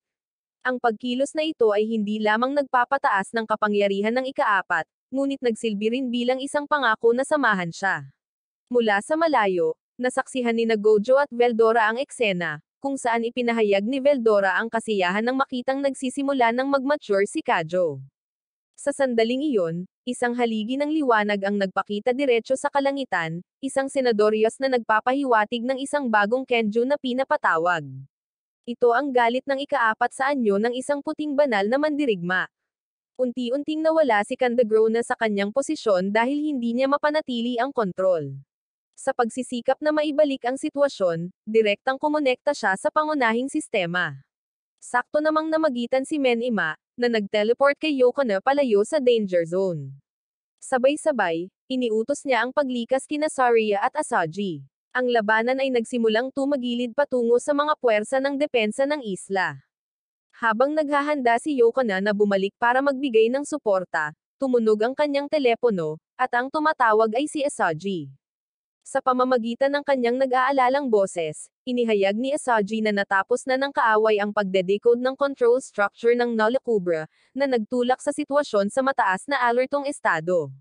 Si Saria, na nakatingin pa rin sa malayo, ay hindi maiwasang magtaka nang makita niya si Yoko na napapalapit kay Kajo habang ang enerhiya ng pang-4 ay marahas na nagbabago. Gayunpaman, patuloy na sumulong si Yoko na nang walang pag-aalinlangan. Sa itaas ng gitnang lugar, ipinatawag ni Kajo ang Kenju upang labanan ang mga mapanirang Nolakubra. Gayunpaman, isang kakaibang daloy ng enerhiya mula sa hindi matukoy na direksyon ang nagpatalsik sa espiritong hayop, na nagpapakita ng presensya ng isang namumunong nilalang, isang may kakayahang pangunahan ang buong hukbo. Hindi pinahintulutan si Kajo na lumaban mag-isa, si Yoko na ay sumali sa labanan. Nang madaanan si Saria, bigla niyang napansin ang jacket ni Kajo sa balikat ng kaibigan. Sandaling dumaan sa kanya ang isang hindi maipaliwanag na pakiramdam, ngunit bago ang kanyang mga mata ay nakatingin sa Nolacubra, na wala siyang oras para mag-isip. Ipinagpatuloy ni Kajo ang pagtawag ng pangalawang espiritong hayop, isang battle lion na anyo ng Kenjo, na kilala sa malakas nitong kakayahan sa malapitang labanan. Sa kabila ng paggamit ng buong puwersa, hindi pa rin ma-penetrate ng Spirit Beast ang napakatigas na armor ng lead entity. Habang ang sitwasyon ng labanan ay naging deadlock, nakatanggap si Yoko na ng balita mula kay Asaji na ang isang self-destruct command ay isinama sa system, maa-activate lamang kapag ang katawan ng Nolacubra ay pinilit na mag-restructure. Ang kondisyon ay magdulot ng malubhang pisikal na pinsala. Agad na binago ni Saria ang kanyang maikling talam sa isang busog, na ipinadala ang lahat ng kanyang espiritual na kapangyarihan sa palaso at diretsyong nagpaputok. Ang harang na bumubulusok mula rito ay nagparalisa sa lahat ng nasasakupan ng Nolacubra. Sinamantala ni Kajo ang mapagpasyang sandali na iyon upang maglunsad ng isang pangwakas na atake na direktang nakatutok sa komandante. Nang tila tumagilid na sa kanila ang labanan, si Candagrona, ang utak sa likod ng buong plano, ay biglang nagpakita mula sa mga anino at inatake si Yokona. Gayunpaman, ang nakakasawi na welga ay naharang ng hindi inaasahang interbensyon ni Kajo. Hindi na hinintay na makabawi ang kalaban, sumugod si Yokona. Determinado na tapusin ang labanan, inihagis niya ang isang device na naglalaman ng espesyal na audio recording sa pangunahing control core ng Nolacubra, na ina-activate ang self-destruct mechanism na dati nang na-install ni Asaji. Isang chain reaction ang nangyari at ang buong sistema ng kontrol ay nag-ambala. Ang katawan ng Reyna ay naging bato at mabilis na nabasag. Ang iba pang mga makina ay nawasak din ng naaayon. Nang maalis ang alikabok, lumingon si Yokona upang tingnan si Saria na may seryosong tingin, nagtatanong tungkol sa pagpapainom kay Kajo ng kanyang dugo. Malumanay na inamin ni Saria na sa mapanganib na sitwasyon, ito lang ang tanging magagawa niya para mapanatili ang buhay nilang dalawa. Sa ibang lugar, si Veldora, na laging nasisiyahan sa pagmamasid sa larangan ng digmaan mula sa malayo, ay ngumiti bilang pagsang-ayon sa kamakailang koordinasyon. Nang umatras sa lugar, binuksan niya ang isang sulat na kakahatid lang. Isa itong abiso na nag-aaproba sa bagong posisyon. Siya ay itinalaga ng isang mataas na antas ng posisyon sa diplomatikong kapangyarihan sa Isagami Island. Bilang bagong planetary ambassador, ang paparating na oras ni Veldora ay tiyak na hindi na magiging boring gaya ng dati. Sa isang magulong sandali sa kalangitan, isang malaking airship ang biglang sumiklab sa matinding apoy. Ang dahilan ay nagmula sa isang babae na nagtataglay ng kapangyarihan na higit pa sa mga ordinaryong tao na nasira lang ang napakalaking makina sa gitna ng mga ulap. Sa kubyerta, nagpakita ang isang mandirigma na may dalang sagradong espada bilang huling tagapagtanggol, handang pigilan ang mapanirang pagkilos na iyon sa anumang paraan. Gayunpaman, hindi nagtagal ang paghaharap sa pagitan ng dalawang magkasalungat na puwersang ito nang biglang nagpakita ang isang deformed entity, na tinawag ang babae na B2, isang misteryosong identification code na naglalaman ng maraming implikasyon. Idineklara nito na ang isa sa iba pang mga airship ay nasa estado ng pagkawala ng walang malinaw na dahilan. Sa sandaling iyon, habang dumaan ang babae sa taong may hawak ng espada, isang kakaibang phenomenon ang nagpakita sa kalangitan, isang dim light zone na malinaw na nagpapakita ng silhouette ng isang entity na tinatawag na angel bilang Jiangko. Ang liwanag na iyon ay nag-iwan sa mandirigma na nakatulala, hindi mapakali hanggang sa sumunod na araw. Pagkatapos ng labanang iyon, si Kajo ay patuloy na tinawag sa buong gabi ni Saria. Bagamat hindi siya nagbigay ng anumang malinaw na dahilan, si Yokona, na laging allergic sa pandinig ng mga boses ng lalaki sa pamamagitan ng headphones, ay hindi matanggap ang ganoong uri ng komunikasyon sa telepono. Ito ay naging sanhi ng kanyang kabalisahan, na piniling humiwalay sa grupo upang pumunta ng mag-isa, na naging dahilan upang mapansin ng kanyang mga kaklase ang kanyang kakaibang pagod at maghinala na siya ay nakikitungo sa mga personal na isyu sa relasyon. Sabay sulpat din ni Asaji, halatang kulang sa tulog ang mukha. Ang sabay-sabay na pagkapagod mula sa parehong mga babae ay nagdulot ng pagtaas ng hinala ng mga nakapaligid sa kanila. Pagkatapos ng klase, ipinahayag ni Asaji ang kanyang pagnanais na makita si Kajo ng pribado sa pagtatapos ng araw. Gaya ng ipinangako, dumating siya sa lugar na itinalaga nito, kung saan biglang hiniling ni Asaji sa kanya na alisin ang kanyang panlabas na jacket para magamit niya bilang sanggunian sa pagguhit. Sa panahong ito, biglang naalala ni Kajo ang imahe ng isang kakaibang babae na umiiyak mag-isa habang nakatingin sa isang lumang litrato, na pumukaw ng hindi maintindihang pakiramdam na may halong pagkahumaling. Pagkatapos, nagpahayag ng pagkadismaya si Asaji, pagkatapos ay tahimik na umalis upang bumalik sa drama club. Sa pagbabalik, nagdala siya ng maraming performance props, na nagbigay kay Kajo ng suit na may kahilingang magpalit ng damit. Medyo kakaiba ang pakiramdam niya sa suot nitong mag-isa, kaya nagpalit din si Asaji ng sarili niyang costume. This time, maid uniform. Naging mas magaan ang kapaligiran nang magsimula siyang kumuha ng mga larawan sa kanya ng tuloy-tuloy, habang sinamantala din ni Kajo ang pagkakataong kunin ang sandaling iyon gamit ang kanyang telepono. Gayunpaman, sa gitna ng tila hindi nakakapinsalang pakikipag-ugnayan, biglang tinanong ni Asaji si Kajo tungkol sa kanyang itinatago. Bilang kapalit, nagmungkahi siya ng deal. Kung pumayag siyang sabihin ang totoo, sasagutin niya ang anumang tanong niya. Sa wakas, isinaayos niyang makipagkita sa kanya noong Sabado ng gabi para lutasin ang isyong iyon. Nang gabing iyon, tumawag muli si Saria. Sa pagkakataong ito ay inihayag niya na naghahanda na siyang lumipat sa ibang lungsod dahil isang mahalagang tao ang kara-rating lang sa Japan, at ang misyon na protektahan ang taong iyon ay nahulog sa kanya. Pagkatapos lamang matapos ang pag-uusap, nakita ni Kajo ang mga apoy na tumataas mula sa isang lugar sa lungsod, na nagpapahiwatig ng isang bagong krisis na nagaganap. Kinaumagahan, sinimulan ni Kajo na subaybayan ang mga galaw ng kanyang kapatid na si Nadia na may nag-aalalang ekspresyon, sa pag-aakalang may itinatago siyang kakaiba.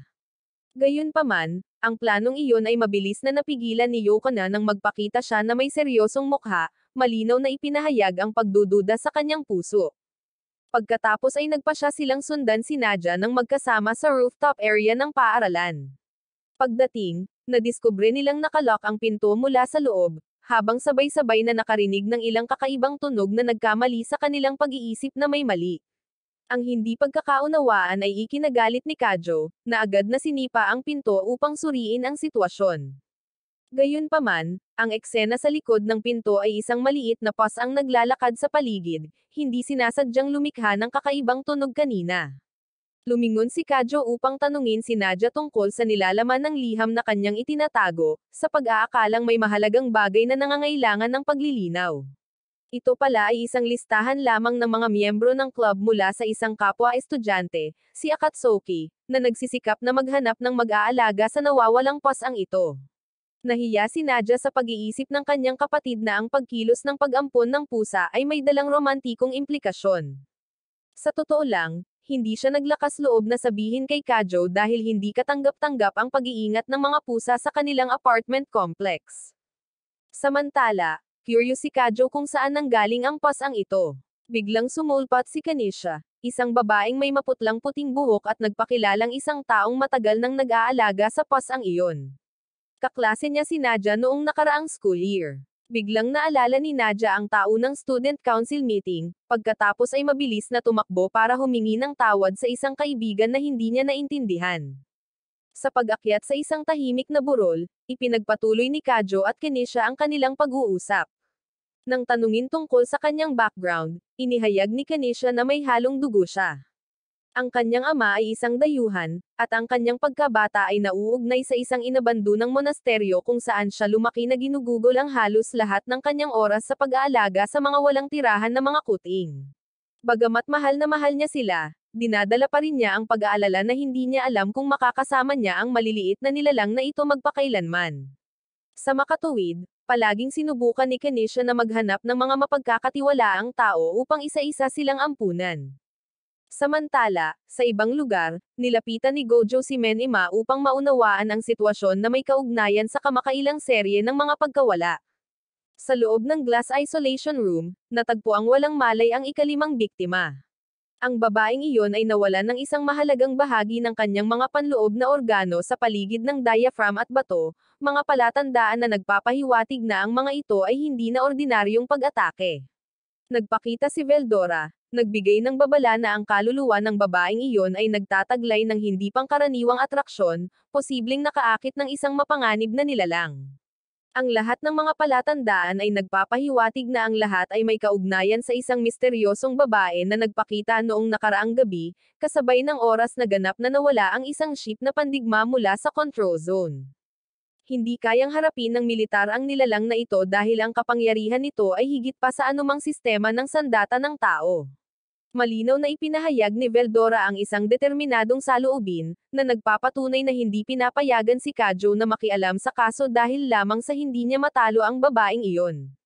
Kung pipilitin niyang makisangkot, ang naghihintay sa hinaharap ay isang walang kabuluhang kasawian.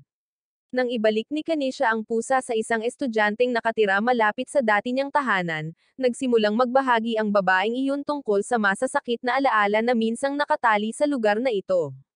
Ilang taon na ang nakalilipas, si Kanisha ay biktima sa isang malubhang aksidente. At ang nagpapetaka sa mga tao ay siya lang ang nakaligtas sa gitna ng mga guho.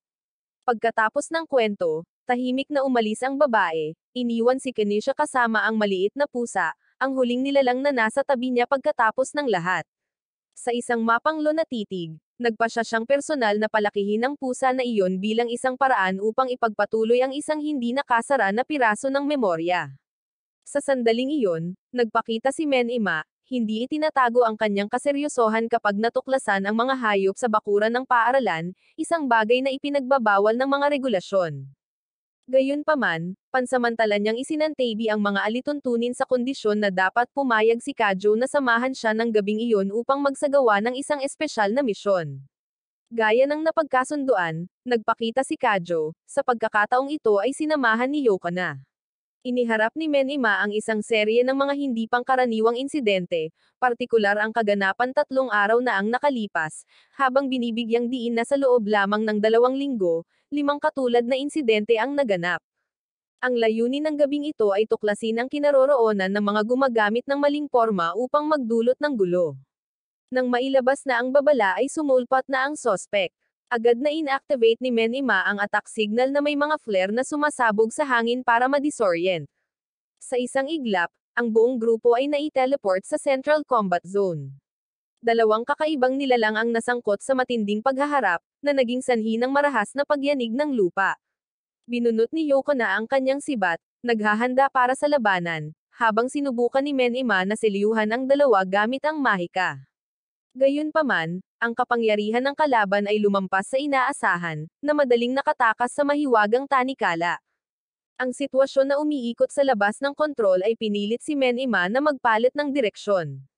Nang magsimulang mag-crack ang paligid, nag-deploy siya ng bagong hadlang upang patatagin ang istruktura habang tinatawag ang Kenju na may pangsyam na katangian upang harapin ang kaaway. Ngunit bago mailunsad ang ganting atake, unang tumama ang kalabang entidad. Sa maikling sandaling iyon, isang nakakasawi na atake ang naihatid, na natanggal ang maskara ng kalaban. Ang taong nagligtas kay Kajo noong panahong iyon ay walang iba kundi si Kanisha. Ang kanyang mga mata ay nagliliyab, malamig na kumikilos sa pamamagitan ng likas na hilig. Ang pagkilos ng pagtutusok ng kanyang mga kuko sa mga mata ng kalaban, pagkatapos ay natapos na parang isang mabangis na hayop, ang nagpatahimik sa buong larangan ng digmaan. Pagkatapos, ibinuka ni Kanisha ang kanyang mga pakpak, lumilipad sa gabi, nag-iwan ng hindi mabilang na mga tanong na hindi nasasagot. Ang natitirang mga bakas ay humantong kay Yoko na at Kajo sa isang kumpanya ng teknolohiya ng automation kung saan nagtrabaho ang foster father ni Kanisha. Gayunpaman, sa pangunahing opisina, nakatanggap sila ng balita na wala siya. Salamat sa awtoridad mula sa ahensya ng Lion King, pinahintulutan si Yoko na makipag-ugnayan sa mga opisyal ng matataas na antas. Kinumpirma ng personal na sekretarya ng direktor ng institute na siya ay nasa isang nakahiwalay na sentro ng pananaliksik sa malayo sa pampang kung saan naninirahan si Kanisha. Pagkatapos ng ilang palitan, direktang inihatid ng babaeng katulong ang dalawa sa landing pad. Habang nasa biyahe, sinubukan ni Yoko na manatiling kalmado sa kabila ng kanyang takot sa taas. Sa kanyang isipan, nagpakita ang mga larawan ng batang Kanisha, isang batang hindi kinukupkop dahil sa pag-ibig, ngunit para magsilbi sa mga layuning pang-eksperimento. Ang pag-iisip na iyon ay hindi sinasadyang naisip ni Yoko na ang tungkol sa kanyang sarili, tungkol sa mahirap na pangalanan na pagkakatulad sa pagitan ng 2 kapalaran. Dinala sila ng paglalakbay sa isang liblib na isla na may pasilidad sa pagsasaliksik na matatagpuan sa hindi kilalang sona. Sa sandaling tumuntong sila sa lupa, umalis na ang piloto pagkatapos ng mensahe ng babala. Agad na nagpakita ang pakiramdam ng paghihiwalay nang matuklasan nilang walang laman ang lugar na ito. Kung walang iisang tao, walang signal ng komunikasyon. Sinimulan ni Yoko na manu-manong markahan ang landas bilang pag-iingat. Habang pareho silang nagkukumahog sa lupain na nasira ng digmaan, unti-unting pinawi ng presyon mula sa matagal na katahimikan ang kanilang espiritu, na nagdududa sa kakayahang umatras kung ang mga bagay ay lampas na sa kontrol. Samantala, sa isang lumang kapilya na dating tinitirhan ni Kanisha, tahimik na tinunton ni Saria ang mga natitirang pahiwatig. Nakakita siya ng maraming buhok ng pusa na nagpapatunay na ang lugar na ito ay dating may mga aktibidad. Habang nagmamasid, biglang sumulpat si Gojo. Dahil sa kakaibang aura niya ay naging maingat si Saria. Pagkatapos ng ilang pagsisiyasat, sumang-ayon si Gojo na magbahagi ng confidential na impormasyon na may kaugnayan sa organisasyon ng KAS sa kondisyon ng pagiging lihim. Sa pamamagitan ng maikling pag-uusap, natuklasan ni Saria na ang sentro ng lahat ng kamakailang kaguluhan ay umiikot sa dalawang espesyal na individual, sina Kiraha at Kinisha. Noong panahong iyon, pumunta sina Nadia at Asaji sa simbahan upang magtanong tungkol kay Kanisha. Nang makita si Gojo, agad siyang nakilala ni Asaji bilang ang taong umatake sa kanya noong nakaraan, na naging sanhi ng mabilis na pagkalat ng tensyon. Ang mainit na palitan ay naging sanhi ng paglala ng salungatan, na napilitan si Kajo na ipatawag ang Kenjo upang maiwasan ang anumang kakilakilabot na mga bagay na mangyari.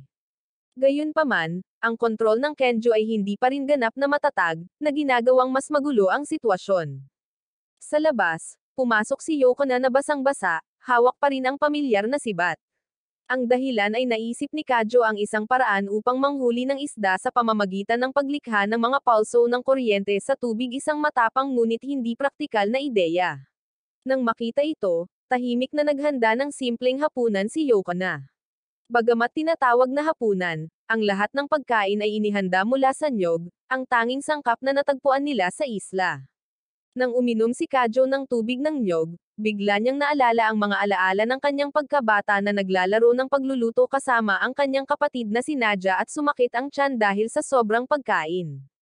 Kasabay nito, naalala rin niya ang pangako niya kay Asaji, bagay na noon pa niya nagdadalawang isip na tuparin.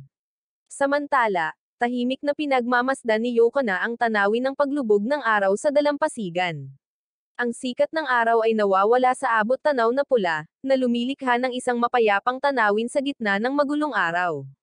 Sa ibang lugar, sinusubaybayan ni Asaji ang mga bakas ni Kajo sa pamamagitan ng kanyang personal na supercomputer. Pagkatapos ng maraming paghahanap, natuklasan niya ang isang larawan na kumukuha kina Kajo at Yoko na sumakay sa isang misteryosong paglipad patungo sa dalawang isla sa malayo sa Pampang.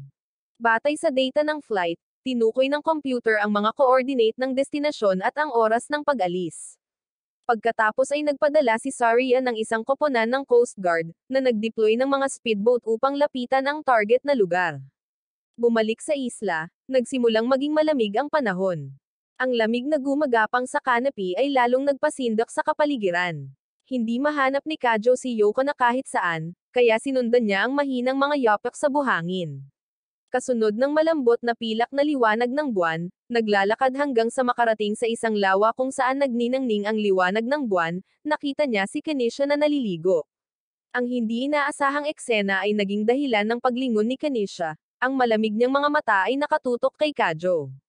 Sa isang iglap, nang walang babala, ang daloy ng kapangyarihan na nagmumula sa kanya ay walang oras si Kajo upang mag-react, bumagsak sa lugar. Pagtingin sa kanyang kamay, napansin ni Kajo ang isang maliit na bahid ng dugo na umaagos mula sa kanyang ilong. Nagulat siya sa reaksyon ng kanyang katawan, mabilis siyang bumalik sa lawa kung saan niya nakita si Kanisha. Ngunit ang tanawin ngayon ay nagpakita lamang ng tahimik na ibabaw ng tubig na may refleksyon ng buwan. Walang bakas na nakasaad na nakapunta na siya roon. Agad namang sumulpat si Yoko na sa likod niya. Ang kanyang sibat ay malamig na dumampi sa leeg ni Kajo bilang babala. Hindi niya pinahintulutan na lumingon siya, maingat niyang pinagmasdan ang mantsa ng dugo at direktang nagtanong kung sino ang naging dahilan ng kanyang reaksyon sa ganoong paraan.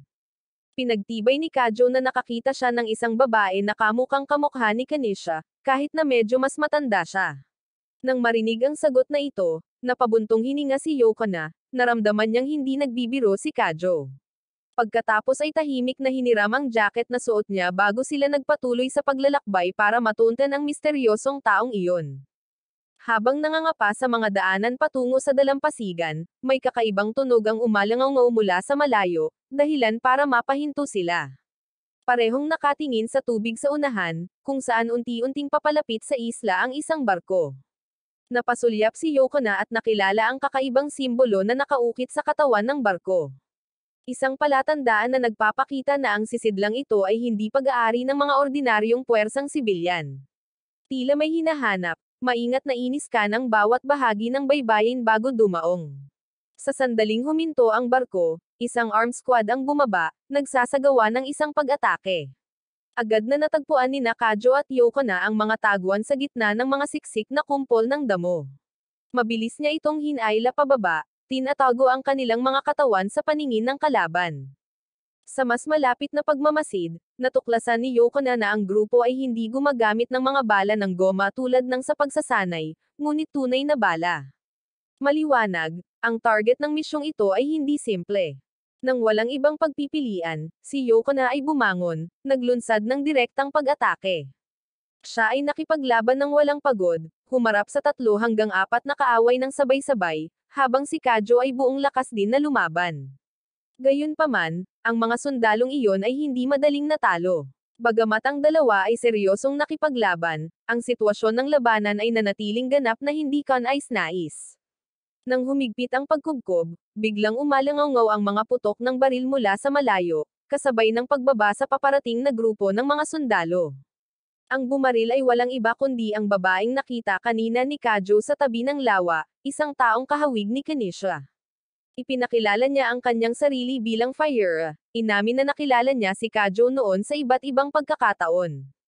Nakapagtataka, ginamit lang ni Fire ang huling bala sa kanyang sinumpaang baril para iligtas ang kanyang buhay. Ang bangkang sinakyan niya ay talagang remote-controlled ng isang mothership. At ngayon ang mga mekanisadong unit na sakay ay nagpatuloy sa pag-deploy ng mga reinforcement sa lupa. Ang mga bala ng kalaban ay napatunayang hindi epektibo laban sa kapangyarihan ni Fire. Bilang tugon, ipinatawag ni Kajo ang ika-5 antas ng Kenjo, nagpakawala ng malawak na hanay ng pag-atake, na winalis ang mga sundalo at ang bagong nakadaong na barko. Samantala, sa isang lihim na lugar sa isang cargo ship, isang kakaibang ritual ang nagaganap. Ang isang artificial na anghel ay malapit ng muling likhain. Nang masira ang maskara, nagbabala ang Windmaster na kung ilalabas ang entity na ito, ang mga kahihinatnan ay hindi naiiba sa isang natural na sakuna. Walang sino man ang maaaring makontrol ito kapag ganap na nagising, dahil ang kalikasan nito ay orihinal na nilikha bilang isang desperadong sandata. Ang layunin ng organisasyon sa likod nito ay gamitin ang Artificial Angel bilang isang uri ng biological bomb. Ang tanging nakaligtas na nakipag-ugnayan dito ay ang anak ng isang propesor sa pananaliksik sa hematology na ngayon ay nakakulong sa ika-4 na progenitor. Sinabi ng babaeng iyon na nahuli niya si Kajo. At ngayon siya at si Yokona ay pinunta sa pasilidad ng pagsubok sa Goldfish Bowl, isang nangungunang lihim na pasilidad na hindi kontrolado ng anumang internasyonal na organisasyon. Sa oras na iyon, may nagpakita na nagsasabing siya ay isang prinsesa mula sa isang malayong bansa na Folia. Ngunit taliwas sa kanyang marangal na katayuan, nagpakita siya ng kabaitan at pagiging malapit sa parehong Kajo at Yokona.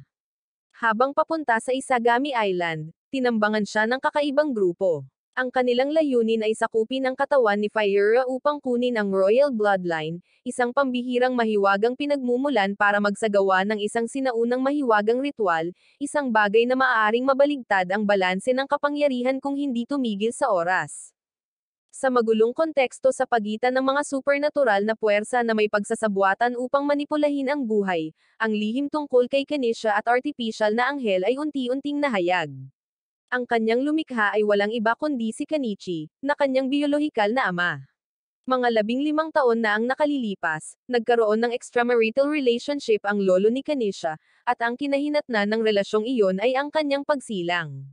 Kabalintunaan, ginawa nitong tiyahin ni Yoko na sa dugo ni Kanisha, isang hindi kapani-paniwalang katotohanan na ikinagulat ng buong Chaos Palace ng malantad ang kanyang tunay na pagkatao.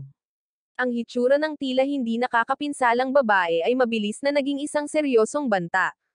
Sa sandaling makita siya ni Kajo, ang nilalang na iyon ay nagbago sa isang kakaibang anyo ng anghel, isang nilalang na may puting pakpak na kumalat ng malawak, na nagmumula sa siksik na supernatural na enerhiya. Samantala, napagtanto ni Fire na ang lahat ay orkestra ni Kenichi. Pinilit niya ang mga inosenteng tao sa pamamagitan ng mga ritual na artificial na espiritual na ebolusyon na may ambisyong lumikha ng higit na mataas na uri ng hayop na malayo sa mga ordinaryong tao. Habang nagiging tense ang sitwasyon, isa pang misteryosong barko ang nagpakita sa karagatan. Nang mag-counterattack na si Fire, napapanahon na pinatigil siya ni Yoko na dahil nasa barkong iyon si Kenichi, ang utak sa likod ng buong plano. Inamin niya na si Kanisha ay hindi lamang isang pang-eksperimentong entity, ngunit natalo rin niya ang 3 sa 7 pangunahing paksa ng proyektong ito. 6 na kapangyarihang kristal na nilikha ng kanyang sariling mga kamay ang lahat ay hinihigop niya, na ginawa siyang isang malapit na banal na nilalang, halos imposibleng kontrolin. Upang ipagpatuloy ang pag-upgrade ng kapangyarihan ni Kanisha, nagpa siya ang grupo ni Kenichi na palayain siya upang lumaban muli.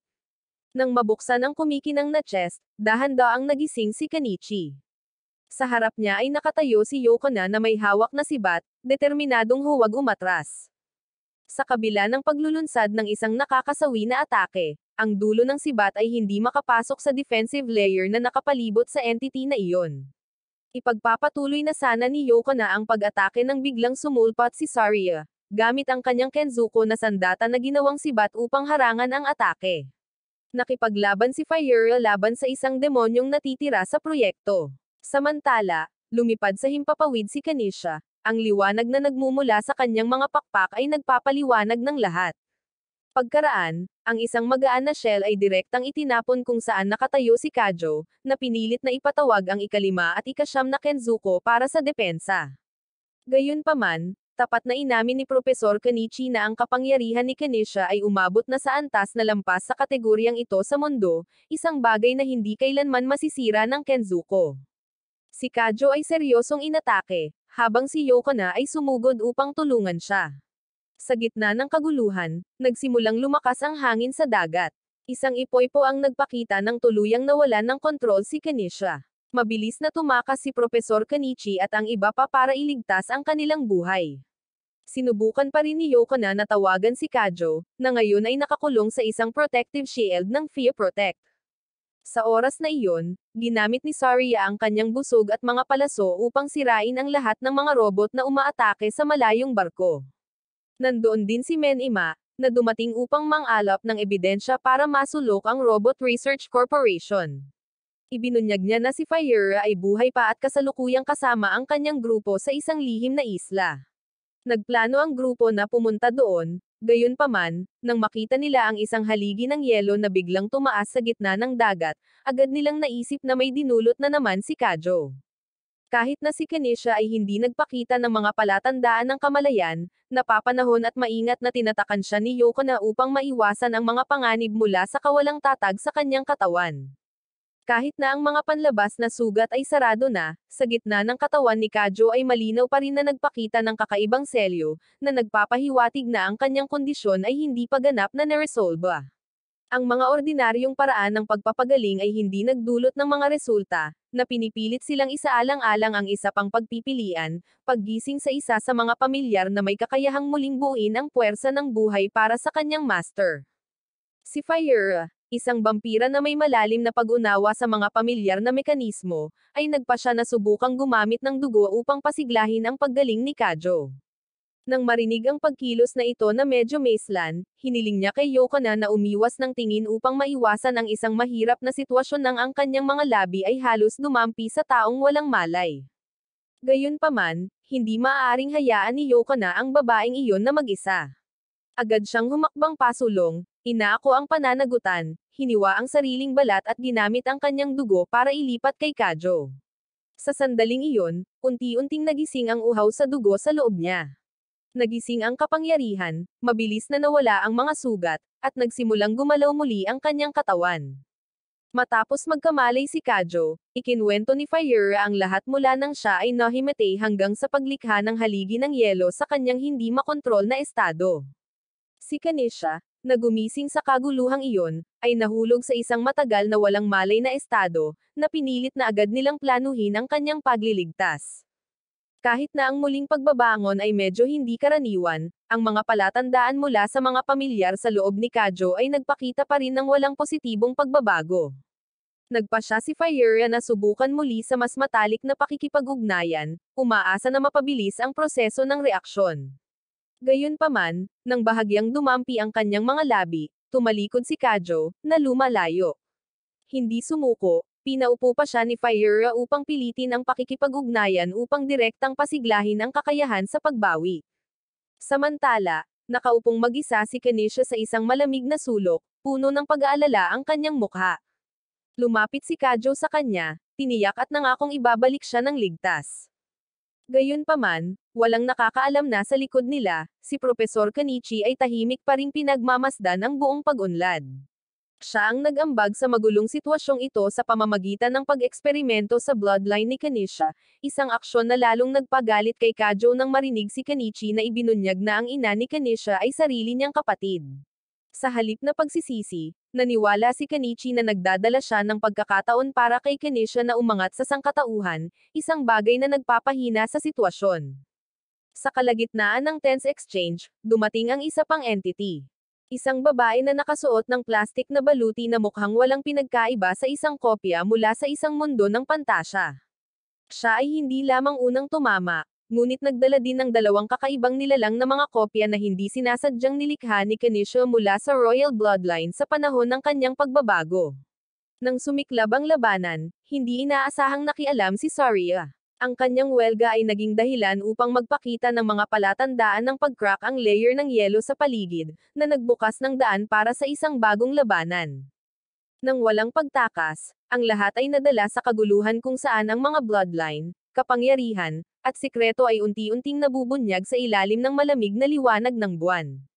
Matapos masira ang solidong layer ng yelo mula sa loob, mabilis na kumilos si Yokona, na nagpa siya na harapin ang impostor na entity sa anyo ni Kanisha.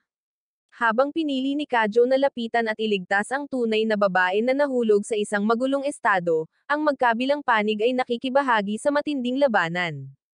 Malinaw na ipinakita ni Yokona ang kahangahangang pag-unlad. Hindi na siya lubos na umasa sa mga sandata, sa halip ay gumamit ng sariling mga kamay upang talunin ang kalaban. Ang mga matatalim na welga na sinamahan ng Lixi ay nag-iwan sa kaaway na hindi makapag-react sa oras, at sa wakas ay natalo sa isang ganap na walang magawang estado. Sa kabilang panig, hinawakan ni Fire ang hybrid na hayop ng may ganap na katumpakan. Ang kanyang baril ng baril ay nagdala hindi lamang ng kapangyarihan, ngunit puno rin ng mahusay na mga diskarte. Matapos talunin ang target, ang babae sa anyo ni Kanisha ay nagalit, nagmamadaling sumugod kay Fire, determinadong gumanti. Gayunpaman, ang maharlikang prinsesa ay hindi madaling nabigla. Sa pamamagitan lamang ng isang mapagpasyang galaw gamit ang kanyang banal na espada, itinulak niya pabalik ang paparating na pag-atake. Ang liwanag mula sa espada ay kumikinang ng napakatalino, nagkonsentre ng kapangyarihan mula sa royal bloodline, na nakakumbinsi na tinapos ang kaaway. Sa oras na iyon, sinunod ng mga clone ni Kanisha ang utos ni Yokona dahil sa impluensya mula sa kanyang kontrol abilidad, hindi na lumalaban. Habang pansamantalang pinatatag ng lahat ang sitwasyon, patuloy na hinarap ni Kajo ang tunay na anyo ni Kanisha, na hindi pa ganap na nakaka-recover mula sa kanyang estado ng pagkawala ng kontrol. Marahan niyang inalala ang mga alaala ng pagkabata nang magkasama silang nag-aalaga ng mga pusa, na pumukaw ng kaunting emosyon na nananatili sa isip ng babae na nalilito sa masamang kapangyarihan. Gayunpaman, dumating pa rin ang pag-atake ni Kanisha sa kabila ng tawag mula sa alaala. Sa puntong ito, isang bagong kakayahan ang ginamit ni Kajo, ang pangatlong Kenju, isang espiritong hayop sa anyo ng isang dragon na ahas na may dalawang ulo. Sa sandaling ito ay tinawag, ang nilalang na ito ay mabilis na binalot ang espasyo na may nakakatakot na aura. Ang labanan sa pagitan ng nawawalang anghel at ng sinaunang dragon ay sumiklab sa isang eksena ng marahas na kaguluhan ng ilunsad ang pinakamalakas na pag-atake. Nasira ang harang na nakapalibot kay Kanisha at si Propesor Kanichi, na lihim na nagmamasid sa buong kaganapan, ay natigilan sa tanawing ito nang makilala niya ang nakakatakot na kakayahan ng dragon. Maaari itong tumagos kahit space-time, isang bagay na tila imposible noon. Nang masira ang kapangyarihan ni Kanisha, kumalat ang alon ng pagkabigla, na lumikha ng isang malaking pagsabog, na naging sanhi ng pagyanig ng lupa. Nagsimulang magbago ang katawan ng babaeng iyon, tumubo ang mga bagong pakpak bilang resulta ng marahas na pagbabago. Hindi hinayaan na magpatuloy ang sitwasyon, napapanahong inihagis ni Yoko na ang sibat ng Shikigami na may mga katangian ng paglilinis, na direktang nagpuntirya sa gitna ng kaguluhan upang ikalat ang banal na impluensyang tumitimbang kay Kanisha. Sa ilalim ng epekto ng ritual na iyon, ang kapangyarihang hindi pag-aari ng mga tao ay unti-unting kumalat, na tinutulungan ang babae na mabawi ang kanyang katahimikan. Sa mapagpasyang sandali, pinahintulutan ni Kajo ang dragon na sumipsip ng lahat ng natitirang enerhiya mula kay Kanisha, na pinoprotektahan siya sa pamamagitan ng pagsil sa kanila sa ibang dimensyon. Matapos matiyak ang kaligtasan, dumiretso siya sa propesor nang hindi pinipili ang pagkawasak, tinupad ang kanyang pangako na ang mga bagay ay hindi magtatapos sa pagdanak ng dugo. Sa malayo, dalawang tagapag-alaga, sina Menima at Saria, ay dumating sa tamang oras, tumulong sa paglilinis ng eksena at inihatid ang lahat palayo sa danger zone. Maya-maya ay nagising si Kanisha mula sa mahabang pagtulog na puno ng bangungot. Nang imulat niya ang kanyang mga mata, nakita niya ang lahat sa tabi niya.